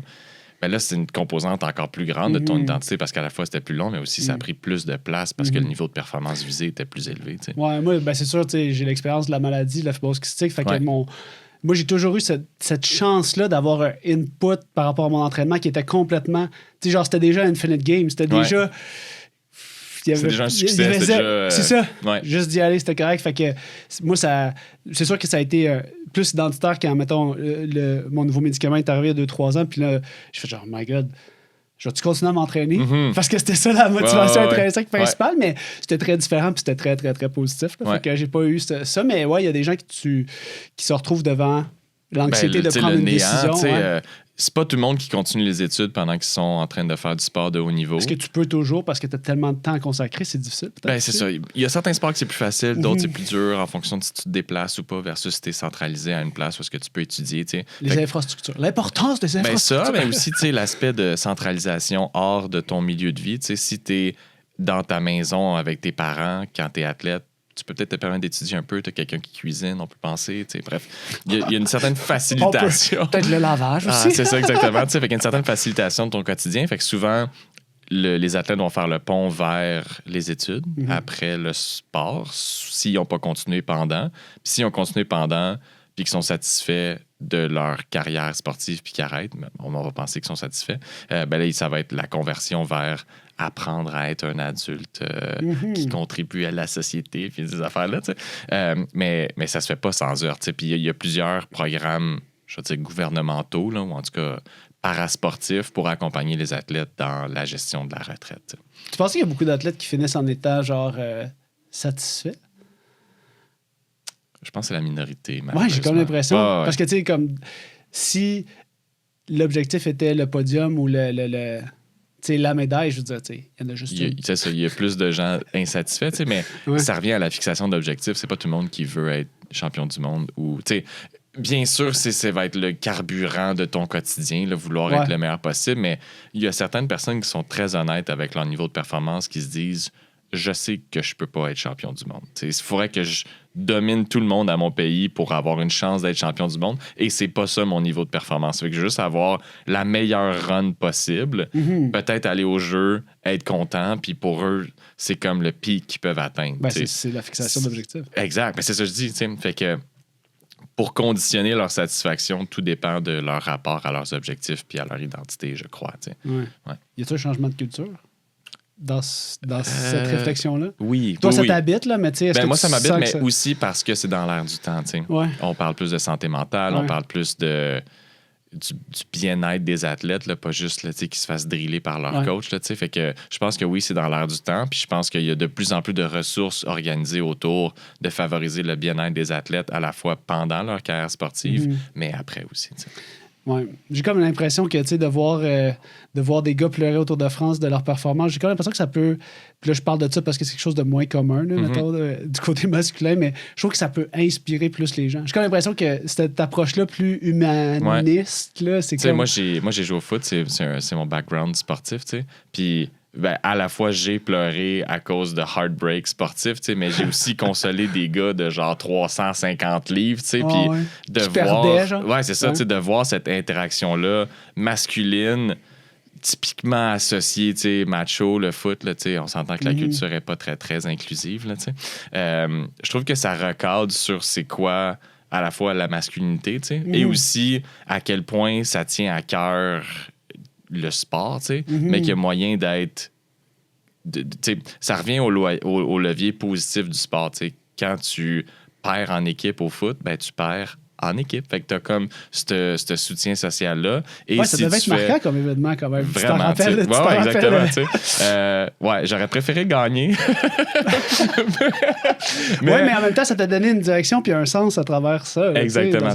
Puis pour faire le pont avec les athlètes, même s'ils font un sport individuel, il y a quand même toute une équipe autour d'eux. Fait qu'il y a moyen d'être satisfait ou il y a moyen de bien gérer une défaite ou une insatisfaction avec toutes les ressources en place. Merci, c'était bien important, je pense, ce bout-là. Chers auditrices, chers auditeurs, j'espère que vous appréciez la conversation. Ça fait déjà plus d'1 heure que vous êtes avec nous. J'aimerais vous dire que si vous désirez débuter l'année avec un changement de carrière, c'est un peu étrange de vous proposer ça, mais si vous voulez réorienter votre prise en charge et que vous êtes présentement un professionnel de la santé, sachez que chez Physio Vélo, on a des formations en ligne, on a 5 formations en ligne. On a une application mobile qui vous permet de faire vos cours en ligne directement sur votre téléphone, que ce soit sur iOS ou Android. Vous avez la possibilité de faire vos cours en ligne directement sur votre téléphone. On a des formations qui ont été suivies par, disons maintenant, plusieurs centaines et même plus de 1500 étudiants en ligne dans nos formations. On est des collaborateurs de la Fédération française de cyclisme. On enseigne en Europe, on enseigne au Québec. Ça fait déjà, on est rendu à 7 ans. Imaginez, ça fait 7 ans. En 2018, on a commencé à donner des formations. Donc, 2025, on est dans notre 7e année de formation pour répandre la bonne nouvelle, de commencer l'année en faisant de la formation. Je pense que c'est une des choses les plus importantes pour rester à jour lorsqu'on prend en charge des cyclistes. Donc, que vous soyez kiné, que vous soyez physio, n'hésitez pas à aller explorer peut-être les formations en ligne. Commencez par celle qui vous convient le plus. Si le bike fitting pour vous c'est intimidant, sachez qu'on a une formation qui s'appelle Prise en charge des cyclistes sans positionnement. Et donc ça, c'est tout ce que vous pouvez faire avec des cyclistes pour les aider dans leur quête du confort, de la performance, dans retour au sport, dans guérir leurs blessures, les accompagner vers la performance. Et donc le cours Prise en charge des cyclistes sans bike fitting, c'est peut-être la meilleure porte d'entrée pour vous. Si vous êtes un peu intimidé par la mécanique vélo, sachez qu'on a un cours qui s'appelle Prise en charge des cyclistes sans bike fitting et c'est peut-être par là que vous voulez commencer si vous êtes un professionnel de la santé passionné de la prise en charge des cyclistes. Donc sans plus tarder, je vous laisse avec l'épisode avec François Raymond, préparateur physique. N'hésitez pas à partager ça avec vos amis sportifs. Merci. J'ai goût qu'on parle d'une chose parce que dans le document, tantôt, je t'ai pas dit, mais tu sais, je sais que tu as fait un Ironman, puis c'est intéressant parce que j'ai beaucoup probablement d'auditeurs, d'auditrices qui écoutent ça puis qui sont dans le triathlon ou dans le sport d'endurance. Puis j'avais envie de plugger de source sûre la quantité de glucides que tu as mangé pendant ton Ironman, qu'il fallait que tu entraînes ton estomac. Mais tu as aussi écrit le mot solstice et consommation de glucides. Ouais. Là, j'étais comme solstice. Explique-moi, François, qu'est-ce qui se passe avec ça? C'est quoi l'anecdote, là? Ouais, fait que c'est un événement cycliste que j'organise à chaque année avec mes amis. La ride du solstice, c'est rendu que maintenant que ça s'appelle le solstice, mais à la base, c'est ça. À la base, c'était juste. Puis c'était une conversation avec un de mes athlètes en paracycliste qui m'a mené à cette idée-là. Puis au final, je suis pas du tout créatif. Il y a plein de gens qui font des rides de solstice dans le monde, mais je n'étais pas au courant au moment où je l'ai fait. Mais fait que c'est le concept, c'est tu clips à l'heure du lever du soleil. Puis d'ailleurs, on parle du solstice d'été. Oui. Mais d'ailleurs, il y a peut-être un concept de solstice d'hiver qui s'en vient pour faire un training la nuit, la plus longue nuit. Bref, 2025 peut-être. Anyway, à suivre. Oh, what a good call! C'est fait que l'objectif, c'est de rouler, ou en tout cas de faire la plus grosse ride du lever du soleil au coucher du soleil. T'sais. Puis ça, généralement, c'est environ 16 heures au Canada, au Québec. Là, c'est le temps que tu as à ta disposition pour faire la plus grosse ride possible. Puis qui dit grosse ride dit tu dois manger pour survivre, mon ami. Puis avec des recommandations actuelles de consommation de glucides à l'heure, on est passé de comme 30 grammes à l'heure à 60 à 90, puis là, on frise 100, 120. Des fois, il y en a... Je pense qu'il y en a... Tu vas le ressentir. Tu vas le ressentir. Exactement. Mais là où je vais en venir avec l'anecdote des glucides, c'est que je suis en forme, ça va, mais comparé à certains de mes amis cyclistes, je suis pas bon, là, tu sais. Puis dans ces journées-là où est-ce que je suis comme un robot à manger des glucides, même si ça me tente pas, je vais comme me forcer. Exactement, tu sais. Au sein de la journée, je me sens devenir... de meilleur en meilleur. Tadej Pogacar, là, mais en relatif seulement, parce qu'il continue à me clencher bien raide, mais par rapport à mes amis qui, eux, vont fade un peu ou qui vont avoir un petit peu de la difficulté à maintenir une ingestion glucidique aussi élevée, il y a comme un chiffre qui se fait où est-ce que je suis comme 3, 4e roue, puis petit à petit, je suis première roue, puis je tire tout le monde jusqu'au coucher du soleil. Toi, ton but, c'est le coucher du soleil. Exactement, faut que je survive là. Je sais que c'est pas dans les 3 premières heures que je vais shiner, c'est plus les 3 dernières, mais blague à part, des fois, on fait le total de calories de ces journées-là, consommées. C'est assez monstrueux, mais c'est aussi pour montrer à quel point tu peux habituer ton estomac à consommer des glucides. Puis de rentrer des 100 grammes à l'heure maintenant, c'est plus un stress. Il faut des fois que pas que j'en prenne trop d'un coup parce que je sais que je m'entame pour les 2 prochaines heures. Si, mettons, je prends, je sais pas, un gel de 90 grammes, puis que je mets un Coke là-dessus, puis que je mange 2 Oreos, là, je suis comme rendu comme à 150. Fait que je suis OK, peut-être pas pendant 45 minutes. Qu'est-ce qui passe bien pour toi? Qu'est-ce que tu as entraîné? C'est assez honteux. Ben non, mais dans le sens, c'est plus, est-ce que j'ai envie de manger l'aliment? Si oui, ça passe. T'sais, mettons, l'Ironman que j'ai fait, c'était le Canada Man au lac Mégantic. Puis, ben là, je m'excuse d'avance, Eve, mais une des lois de la nutrition sportive, c'est de jamais tester des choses un jour de course, tu sais. Puis, bon, j'ai fait certains tests quand même. Vaut mieux aller à la découverte du ravito. C'est un jeu, je te l'ai dit, tu sais. Puis, je m'étais fait des boules de pain blanc. J'avais enlevé les croûtes, puis là, j'avais pris comme... compacter ça, tu sais, comme des boules d'énergie, mais genre format. J'en ai mangé une, puis j'ai genre... j'ai vu des étoiles, tu sais, ça n'a pas passé du tout, tu sais. Fait que ça, c'est comme une des rares exceptions. Trop fort, je me cassais la dent, tu sais. Mais ça, c'est une des rares exceptions. Mais sinon, tu sais, ça va tout, le genre sirop d'érable, jus, boisson gazeuse. C'est quoi le solide de maner drink mix? Ben, c'est ça. Puis après ça, tu joues avec ça, mais carré de Rice Krispies, pizza froide, crotte de fromage, pas beaucoup de glucides, mais ça fait du bien le salé.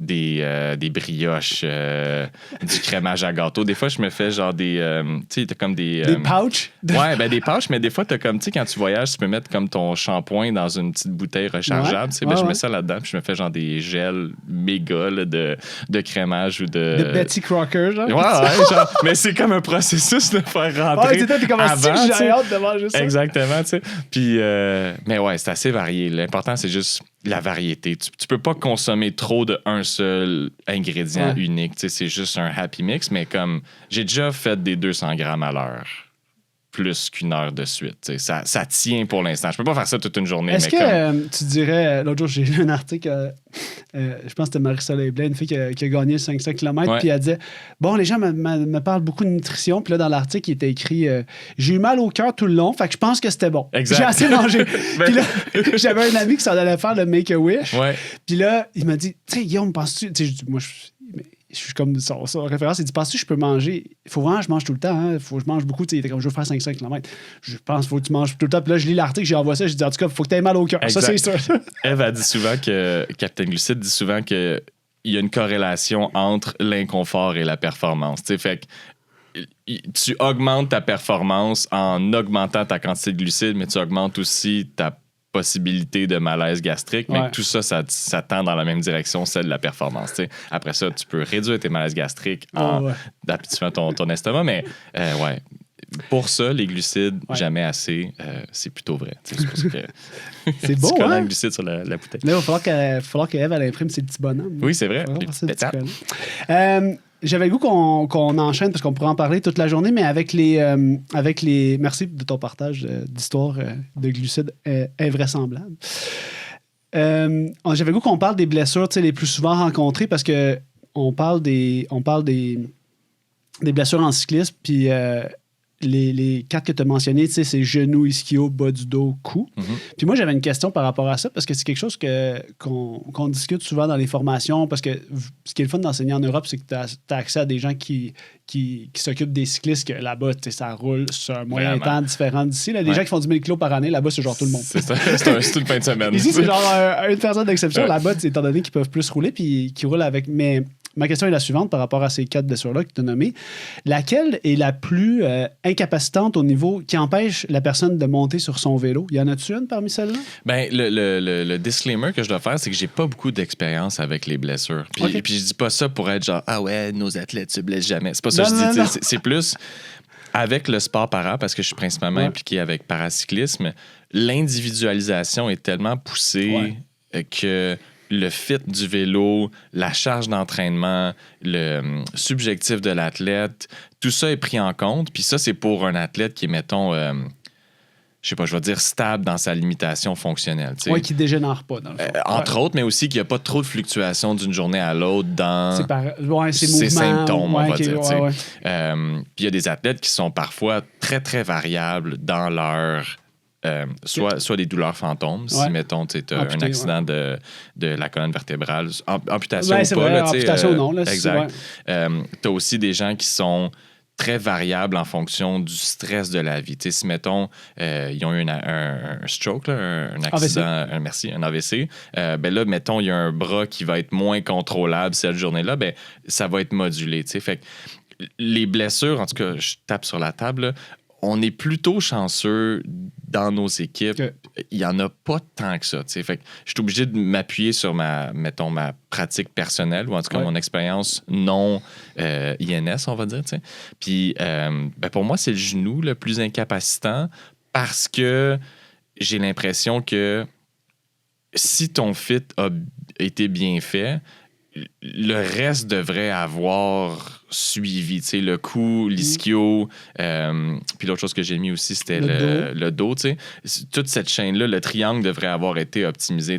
Mais le genou peut être une conséquence, dans ma tête du moins, de aussi l'application de la surcharge et de la contagion de d'autres sphères de ta vie. Si tu fais du vélo, mais aussi tu cours ou tu fais de la muscu ou tu travailles debout tout le temps. J'ai l'impression que ça se matérialise dans le genou, mais mon opinion n'est pas très éduquée sur la chose. Là. J'ai un N de pas beaucoup. Puis je me sens pas vraiment équipé pour répondre à la question. Je pense que ton expérience vaut nettement plus cher que la mienne à cet égard. Ouais, ben je peux peut-être m'aventurer. C'était plus une piste là, parce que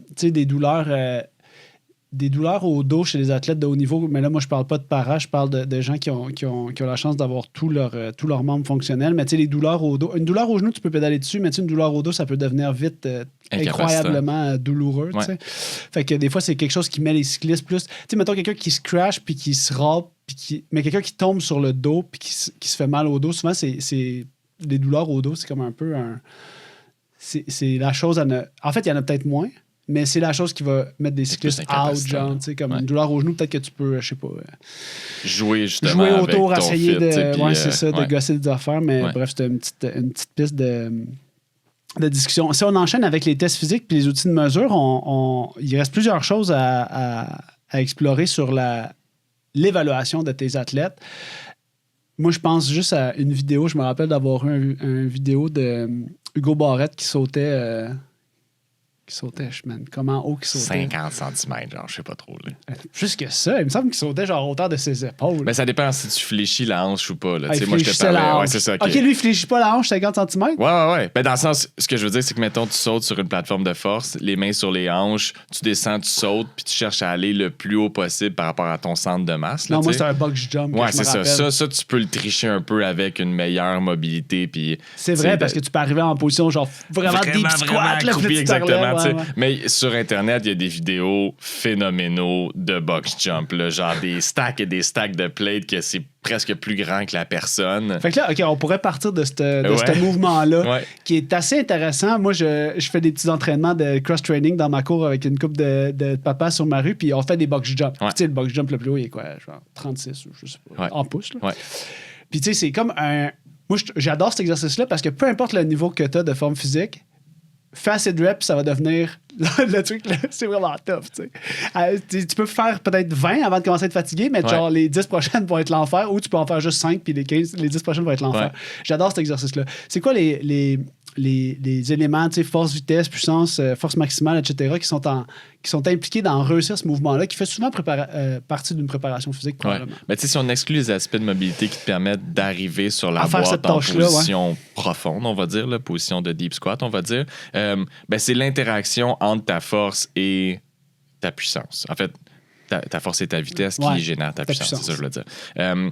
Parce que c'est comme faire un méchant gros coup de pédale. Pretty much, ouais. Les deux jambes en même temps. Sauf que, là, je mets du sable dans l'engrenage. Peu importe la hauteur de la boîte, ton impulsion au sol est relativement similaire. OK.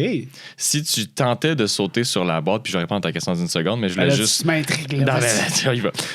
Si tu sautes avec l'intention de garder les jambes tendues après ton saut... Arriver les jambes droites. Ouais. OK. Tu vas voir que la hauteur de ton box va diminuer exactement. Puis ça, c'est ta vraie hauteur de saut, en gros guillemets. Okay. Puis après ça, tout le reste vient de ta flexion de la hanche puis de ta mobilité de cheville pour en arriver sur la boîte. T'sais. Fait en lien avec ta question, c'est dans une préparation physique, quel rôle a le box jump, ou du moins quelles sont les composantes neuromusculaires qui permettent ce mouvement-là. Il y a tout ce qui génère l'impulsion, fait qu'une extension rapide de la hanche, du genou et de la cheville. Pour le box jump, il y a tout l'aspect de mobilité pour atterrir, mais si on pense seulement à la gestion, ou en tout cas la génération de l'impulsion, exactement, là, c'est une composante de force. Donc, c'est quoi ta capacité de pousser dans le sol pour que le sol te repousse. Là. C'est un concept newtonien. Puis il y a aussi l'aspect de en combien de temps tu vas générer ton saut. Si tu es quelqu'un de très explosif, donc de quelqu'un de puissant, tu as besoin de moins de millisecondes pour produire ton saut que quelqu'un qui est très lent, mais qui génère sa force lentement puis qu'un moment donné, il va. T'sais. Fait que dans un contexte de préparation physique... Mais la vitesse à laquelle tu vas pouvoir sortir cette force-là, va-tu impacter la hauteur? À ton avis? J'aurais dit oui. Exact, c'est juste physique, tu sais. Oui, non, c'est parce que là, on dirait que la banane, tu racontais ça, j'étais comme, OK, je peux y aller vraiment lentement, puis je vais sauter vraiment haut. Mais attends, il y a deux choses là-dedans. Là, on parle de vitesse de contraction musculaire ou de vitesse d'exécution du geste. 100%. Fait que si, mettons, on parle de vitesse d'exécution du geste, la rapidité à laquelle ton centre de masse s'élève et la vitesse que tu vas avoir au moment de quitter le sol conditionne 100% la hauteur que tu vas atteindre. C'est juste physique. Après ça, combien de temps tu vas prendre pour générer ton saut, ça, c'est une autre composante où est-ce qu'il y a à la fois la contraction musculaire qui rend ça possible et plus tu l'exécutes rapidement, plus tu vas avoir un phénomène d'élasticité de tes composantes passives là, qui créent tes muscles et ton squelette, puis tes ligaments, puis tout ça va restituer de l'énergie additionnelle à la contraction musculaire pour créer un saut qui serait meilleur que ce que juste tes muscles auraient pu créer. Okay. Tu me suis encore? Fait que dans un contexte de préparation physique, c'est souvent là qu'on va agir, sur la capacité de storer et de restituer de l'énergie élastique le plus rapidement possible et aussi de jouer sur la capacité de générer de la force rapidement. Fait que les grands pôles de la préparation physique, si on prend le box jump en exemple, c'est on va augmenter la force musculaire au maximum pour que la production d'impulsion soit la meilleure possible pour qu'on puisse sauter le plus haut possible. On va s'entraîner à produire une force rapidement, donc d'atteindre, mettons, 100% de notre force maximale le plus vite possible sans nécessairement changer notre force maximale. Ça, c'est ce qui va nous permettre de générer notre saut le plus rapidement possible. Puis après ça, on va travailler sur peut-être la fatigabilité, sur répéter 5-10 sauts qui se ressemblent le plus possible du premier au 10e. Mais en préparation physique, souvent, on va travailler sur les premiers 5 de tes 20 box jumps que tu parlais tantôt parce qu'on va chercher de, le plus possible, augmenter le plafond. Exactement. Souvent, dans les sports d'endurance, la fatigabilité, l'endurance est gérée par le sport en tant que tel. Course à pied, natation, D'où vélo. l'importance de se concentrer sur le plafond. Exactement. Même dans les sports d'endurance. Surtout, en fait, parce qu'on ne va pas souvent toucher à ça. Exactement. Et aussi parce que l'aspect de l'endurance est géré par le sport. Fait que ça ça priorise naturellement ton intervention. Mais je blâme pas les gens de penser que je fais un sport d'endurance, je devrais être endurant, tu sais. Bien sûr.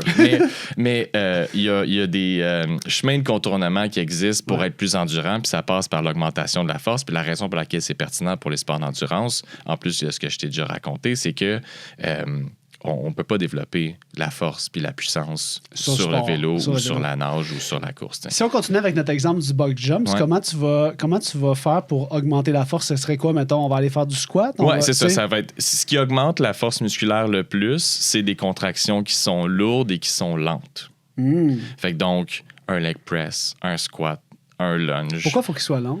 Pour donner le temps à tes fibres de s'aligner puis de créer de la force. Si tu cherches à lever un char, mettons, tu peux pas juste comme instinctivement, tu sais, il faut comme OK, ben là, faut que je m'installe, tu sais, l'image mentale qu'on a de comme lever un char, ça implique une certaine forme de lenteur. Tu sais, tu vas venir t'as vraiment dit l'image mentale que t'as quand tu penses à lever un char. Non, mais pense-y, tu as déjà vu un cartoon, t'as déjà vu un film où est-ce que genre la mère sauve l'enfant, tu sais, puis là maintenant je vais voir François Raymond qui lève des chars. C'est ça, je vais voir. Peut-être que c'est une déformation de kinésiologue que t'as déjà vu des compétitions de strongman, des gens qui flippent des chars pour vrai ou qui tirent des avions. Anyway, off topic.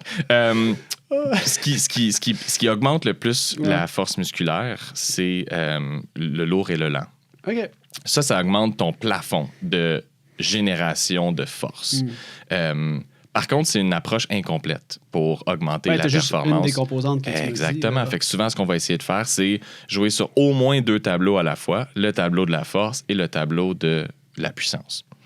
Comment générer une contraction musculaire le plus rapidement possible. Fait que tu as plusieurs options pour ça. Tu as un petit peu plus de créativité possible pour la puissance que pour la force. Ouais. Puis mettons que tu avais à m'entraîner au box jump. Là. Ben c'est ça. Fait que tu pourrais avoir... Ben je ferais les deux idéalement. Non, mais c'est quoi la partie vitesse? Ouais, c'est ça. Fait que pour la partie vitesse, tu aurais plusieurs choses. Tu peux travailler en survitesse ou tu peux travailler avec le poids du corps, ou tu peux t'ajouter une résistance. Fait que le spectre est un petit peu plus grand. Tu sais, où est-ce que la force max, il faut que ça soit lourd, il faut que tu sois stable, il faut que tu aies le temps pour produire ta force musculaire, même si tu cherches à la bouger le plus vite possible.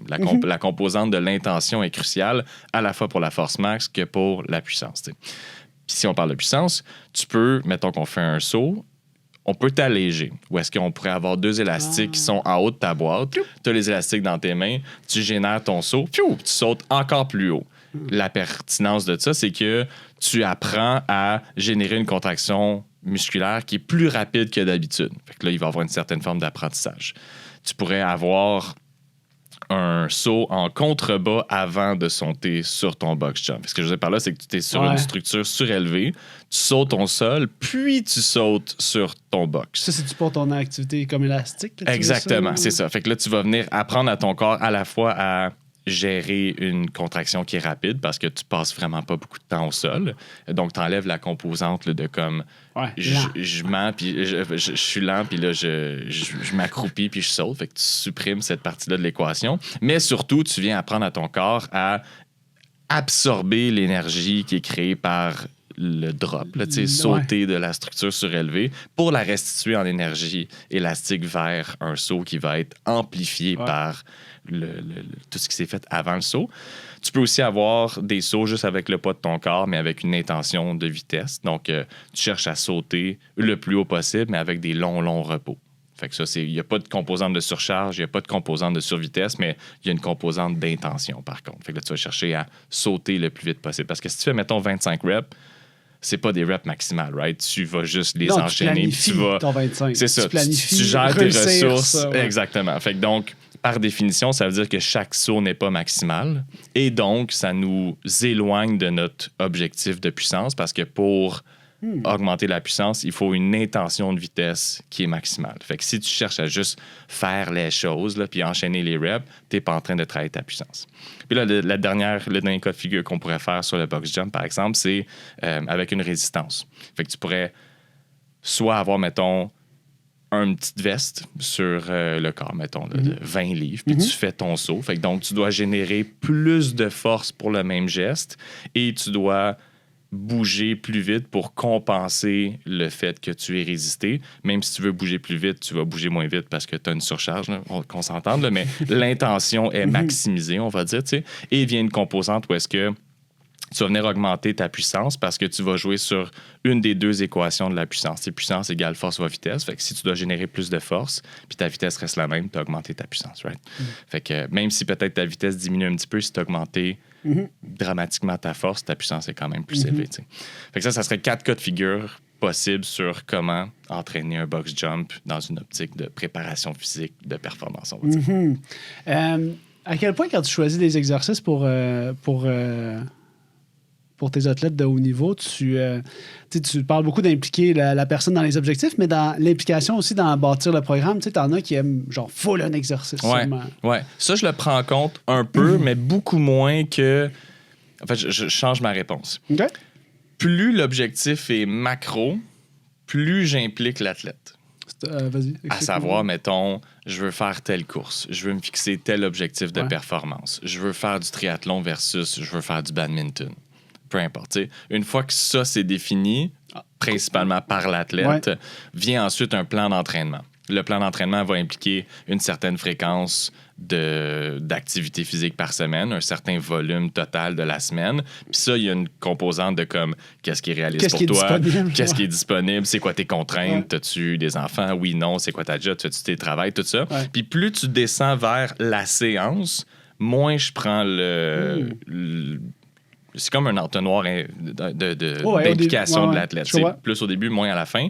Même s'il y a toujours une influence possible de l'athlète, genre, j'ai ça des lunges, genre, fais-moi faire toutes les squats, toutes les deadlifts que tu veux. parce que t'es mauvais. Ben, genre, tu sais, fais-en plus parce que t'es mauvais. Non, mais tu sais, là, il y a cette influence-là, mais ça reste que, en ce qui concerne l'input de l'athlète, dans ma tête, quand vient le moment de fournir mon expertise, que ce soit le plan d'entraînement ou que ce soit une séance de muscu ou une séance d'intervalle, par exemple, ben, là, ça, c'est comme terrain de jeu parce que mais parce que tu es capable de justifier aussi. Tu sais, genre dans le sens que cet exercice-là, tu l'aimes pas peut-être parce qu'il nous manque ces composantes-là. Fait que c'est vraiment important qu'on le fasse. Exact, possible. Ben après ça, je pense que le coffre à outils est assez gros pour essayer de contenter le monde le plus possible. Tu peux prendre l'approche de genre, t'aimes pas ça parce que t'es pas bon, puis juste fais-en plus. Fine. Mais j'argumenterais en disant, il y a moyen d'atteindre tes objectifs avec un recalibrage de, mettons, de la séance, là, ou les exercices choisis, mais aussi, en ce qui concerne le profil d'athlète, on sait que travailler sur nos forces est un petit peu plus rentable pour la performance que travailler sur nos faiblesses d'une manière contre-intuitive. Fait que tu pourrais dire, mais t'es pas bon, tu dois le travailler, sure, mais en même temps, si quelqu'un aime pas faire des sprints ou aime pas faire de la haute intensité très, très court, en partie parce qu'il y a le moteur pour faire du long et soutenu, ben probablement que tu as plus de pertinence à faire du long et soutenu pour augmenter la performance de l'athlète parce que c'est aligné sur son profil physiologique. T'sais. Découvrir le profil physiologique, ça se passe dans les tests? Oui. Ouais. Mais aussi, à part les discussions avec les athlètes. Si tu demandes au monde c'est quoi ton entraînement par intervalle préféré, souvent la réponse est alignée au profil physiologique. Pas toujours, mais souvent.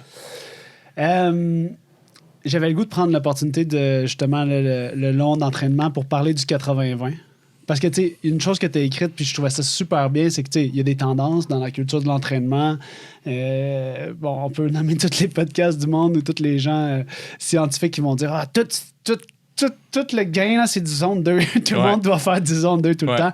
Puis une des choses que tu as répondu, c'est que cet équilibre-là entre justement de l'aérobie puis de l'intensité puis la quantité d'intensité, tu sais, ça doit faire référence au profil physiologique, mais tu sais, c'est un équilibre qui est très spécifique probablement à la personne puis qui est temporel aussi en fonction de XY. Fait que cet équilibre-là, ce serait quoi Encore une fois, je te demande d'avoir un petit take solo, là, nuancé probablement, c'est sûr, mais sur qu'est-ce qu'on peut à quoi on peut se fier pour la quantité d'intensité, parce que l'erreur qu'on voit la plus souvent, certainement, c'est de mettre trop d'intensité puis de considérer qu'en faisant juste de l'intensité, je vais augmenter mes performances. Grande question. Je vais essayer de segmenter. Pourquoi la mode de bord de faire juste du zone 2? Pourquoi ça a comme pris le dessus? Parce que l'intensité, c'était trop populaire? Je pense que c'est comme la mode vestimentaire. Je pense que ça revient. Je pense que c'est ça. Fait qu'on a été dans un cycle de high intensity, mettons, au tournant du millénaire, mettons, de 2005 à 2015. C'était le hit, c'était le Tabata, c'était les circuits. Il y avait une grosse emphase placée sur la haute intensité puis les intervalles, t'sais. Puis intervalle égalait toujours, genre, t'as envie de piouk, genre, tu sais. Puis ça aussi, c'est un problème. L'intensité suffisante. C'est ça, c'est là que tu sais que t'as terminé la séance, c'est quand tu vomis, tu sais. Ça, c'était un peu dans la culture de l'entraînement, que intervalle égale 9,5 sur 10 de difficulté. Puis ça, c'est aussi quelque chose que je pense qu'il faut casser. Intervalle égale juste fluctuation de l'intensité dans la séance, mais en lien avec ta question sur pourquoi la zone 2, mon hypothèse personnelle, qui est basée sur aucune science, c'est qu'on a maintenant la capacité de confirmer si on est avant ou après le premier seuil lactique, qui détermine la fin de la zone 2 puis le début des autres zones. Et donc, puisqu'on a maintenant un outil plus démocratisé, plus accessible, un peu moins cher, on peut avoir cette conversation-là en tant que domaine d'activité, là, l'entraînement. Puis ce qui fait qu'on se met à en parler un petit peu plus de zone 2 parce qu'on peut confirmer. On l'a mieux défini, on peut confirmer si on est dedans ou pas, puis on voit des effets physiologiques profonds associés à la zone 2 qu'on a toujours constaté dans le passé, mais qu'on avait peut-être moins la capacité de mesurer. On était moins capable de la définir. C'est ça. Puis maintenant qu'on a des analyseurs de lactate qui sont relativement accessibles financièrement, puis que ça ne demande pas une très grande expertise pour pogner une goutte de sang, puis d'analyser les résultats, c'est relativement accessible. Je ne dis pas que c'est facile, mais c'est pas rocket science non plus, ben, je pense que ça popularise la conversation. Puis je pense aussi que ça recoupe les aspects de more is better, puis de rallonger la distance des événements, puis de en faire toujours plus en termes de quantité d'heures. Ben, il y a un maximum que tu peux faire à très, très haute intensité par jour, par semaine, tandis qu'en zone 2, ben, tu peux plus facilement augmenter tes volumes puis augmenter tes durées. Fait que je pense que ça, s'il y a une synergie au niveau de la popularité. Mais ça, c'est juste mon opinion personnelle. Là, mais je comprends. Une convergence de ces deux facteurs-là. Là, exact. Écoute, j'ai le goût de finir en te demandant... Mais avant, j'ai pas répondu à ta question sur la distribution de l'intensité et tout. On a commencé à en parler, mais on n'en a pas vraiment fini. Il n'y a pas de bonne réponse parce que c'est un gros ça dépend. Là, puis la plupart des questions en activité physique... Les bonnes réponses, c'est ça dépend. Mais mettons... De base, quelqu'un qui commence a pas besoin de faire de la haute intensité a priori. T'sais.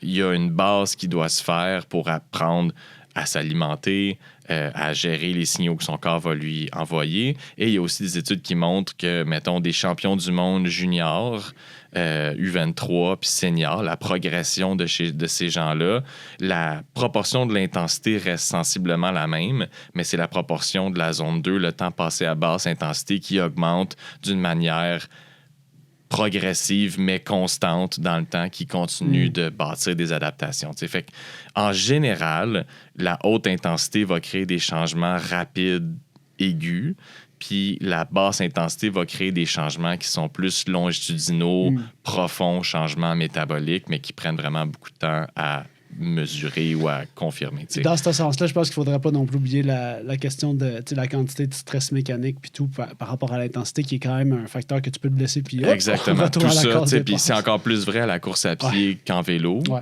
Le vélo a un petit peu plus de lousse, de marge, parce qu'il n'y a pas de contraction excentrique. Tu ne vas jamais absorber d'impact. Tu vas toujours juste générer de la force sur les pédales. T'sais. Fait que ce que j'ai dit par rapport à la basse, la haute intensité, c'est des généralités très grossières, là, mais il y a beaucoup, beaucoup de choses qui pourraient être dites sur la distribution de l'intensité au sein d'une semaine, un mois, un an. On peut aller là si tu veux, mais c'est une grande, grande question qui mériterait une conversation de 2 heures. Je pense que ça sera ça. Ça sera ça le prochain épisode. Mais je suis content parce qu'une des choses que j'ai retenues, puis je me suis pris une petite note tantôt, c'est qu'à chaque fois que je rencontre des gens qui ont de l'expertise dans un domaine, on dirait que tu fais un genre de 10 ans où est-ce que tu accumules de l'expertise, puis finalement, tu reviens à simplifier les choses, dans le sens que moi, je trouve ça rassurant. c'est sûr, je suis dans ma bulle d'expertise de professionnel de la santé, puis toi aussi dans ta bulle de la performance. Mais je te coupe pour te dire, mais ton but, c'est toujours de vulgariser puis de rendre ça accessible. Ouais. Fait que donc, tu vas simplifier. Tu vas agréger de plein de sources, tu vas mentaliser des concepts, mais à la fin, tu vas les épurer pour les communiquer. Oui, mais même... C'est parce que moi, je veux que ce soit rassurant pour les gens qui n'ont pas nécessairement toutes les connaissances pour analyser qu'est-ce que leur monde. Gorman leur dit que pour accéder à de la performance, tu n'as pas non plus besoin de te compliquer. Tu sais, ta séance, elle peut être simple. Les exercices que tu fais peuvent être simples. C'est suffisant. Puis déjà que tu les fasses, c'est mieux que de ne pas les faire. Exact. Puis il y a aussi une... malheureusement, je trouve, il y a une complication générale avec laquelle je suis en désaccord. Ouais. Le corps humain va gérer des perturbations. Cette perturbation-là, c'est ça. Cette perturbation-là peut être mécanique avec de la muscu, elle peut être physiologique avec du vélo, peu importe, mais c'est le pont entre c'est quoi le stimulus et c'est quoi la réponse corporelle. Puis le corps fait pas vraiment une différence aussi grande que tu penses. Je sais pas qu'est-ce qui se passe dans c'est ça, mettons, quand je regarde, les trainings sur Zwift qui ont l'air de faire tout en même temps, je suis comme... Peut-être, mais comme, explique-moi c'est quoi le changement visé avec cette séance ou comment ton corps va faire la différence entre ça puis une autre affaire. Pour le même TSS. Genre, tu sais, fait que je pense qu'il y a moyen d'être vraiment simple et efficace. Puis c'est un peu ce que je défends dans mon coaching aussi. Tu sais, mes entraînements sont plates. Là. Comme j'ai genre... X nombre de séances en fonction de X domaines d'intensité que je cherche à améliorer. Il y a une certaine proportion d'efforts, certaine proportion de repos, durée d'effort, durée de repos. Puis c'est pas de la magie noire là, de comme là, des espèces là, de training. Faut là, que je crunch le data. Ben genre que comme prendre la note de ton training, ça prend genre 12 minutes parce que là, il faut que tu comprennes chaque intervalle qui va être un peu différent du prochain. Non, tu sais, c'est comme... simplifions, allons à l'essentiel de qu'est-ce qu'on cherche à faire et essayons de le communiquer comme du monde à nos athlètes ou à nos collègues, puis mesurons les effets de nos entraînements. Ben ouais aussi, mais aussi mesurons les effets de notre intervention, puis est-ce qu'on est dans la bonne direction? Puis il y a un rythme individuel à chacun, puis il y a des particularités environnementales, que tu penses à ton parcours, que tu penses à celui de tes clients. Tout le monde a des nuances, puis de penser que le training, c'est la seule chose qui influence l'objectif, c'est un peu myope. Fait que c'est juste de prendre plein de choses en compte, mais de toujours essayer de le simplifier pour la personne. Fait que mon commentaire, c'est juste à quel point je suis d'accord avec toi sur la nécessité de vulgariser, éduquer, simplifier, puis protéger peut-être le client ou la personne de toutes les distractions. L'accumulation de exactement, données, c'est ça. Puis juste comme tu vas être comme le gardien de l'information ou de tous les entrants pour essayer de clairer un chemin vers l'atteinte de l'objectif. Exactement. J'aurais le goût de te dire merci. J'aimerais ça aussi savoir vers quel épisode tu aimerais aligner les gens qui aiment le sport d'endurance. Il y en a-tu un en particulier que tu aimerais que les gens écoutent? Chez nous, pour la quête? Pour la quête. L'épisode sur la zone 2, justement, est très populaire. Je vais le mettre en lien, mais en partie parce qu'on ne dit pas qu'il faut tous en faire tout le temps, à jamais. Je pense qu'on offre certaines nuances, puis on explique c'est quoi les effets qui se produisent quand tu fais de la basse versus de la haute intensité. Puis on explique un peu l'intérêt de pas toujours aller fort tout le temps. Puis ça, c'est un des gros apprentissages, je trouve, qui a besoin d'être fait. C'est par les athlètes d'endurance. C'est que comment que ça feel quand c'est easy, puis comment ça feel quand c'est dur, puis de sois capable de faire les deux. Ouais, exactement, mais pas en même temps, de pas toujours en faire un peu des deux, genre de faire juste des séances moyennes. Je pense que c'est important de comprendre. Message important. J'ai déjà hâte à notre prochaine conversation. Yes, merci à toi. Merci. Chères auditrices, chers auditeurs, merci de votre confiance. C'était le premier podcast Jamais assez de l'année 2025. J'espère qu'on part l'année du bon pied ensemble en ayant mis à jour vos connaissances sur la préparation physique. Prenez soin de votre corps. Si vous avez besoin d'aide, venez nous voir à la clinique. Prenez rendez-vous directement en lien sous le podcast ou en nous appelant à la clinique au 450-486-3888. 450-486-3888. On va prendre soin de vous. On va vous accompagner vers le confort et la performance. Ciao!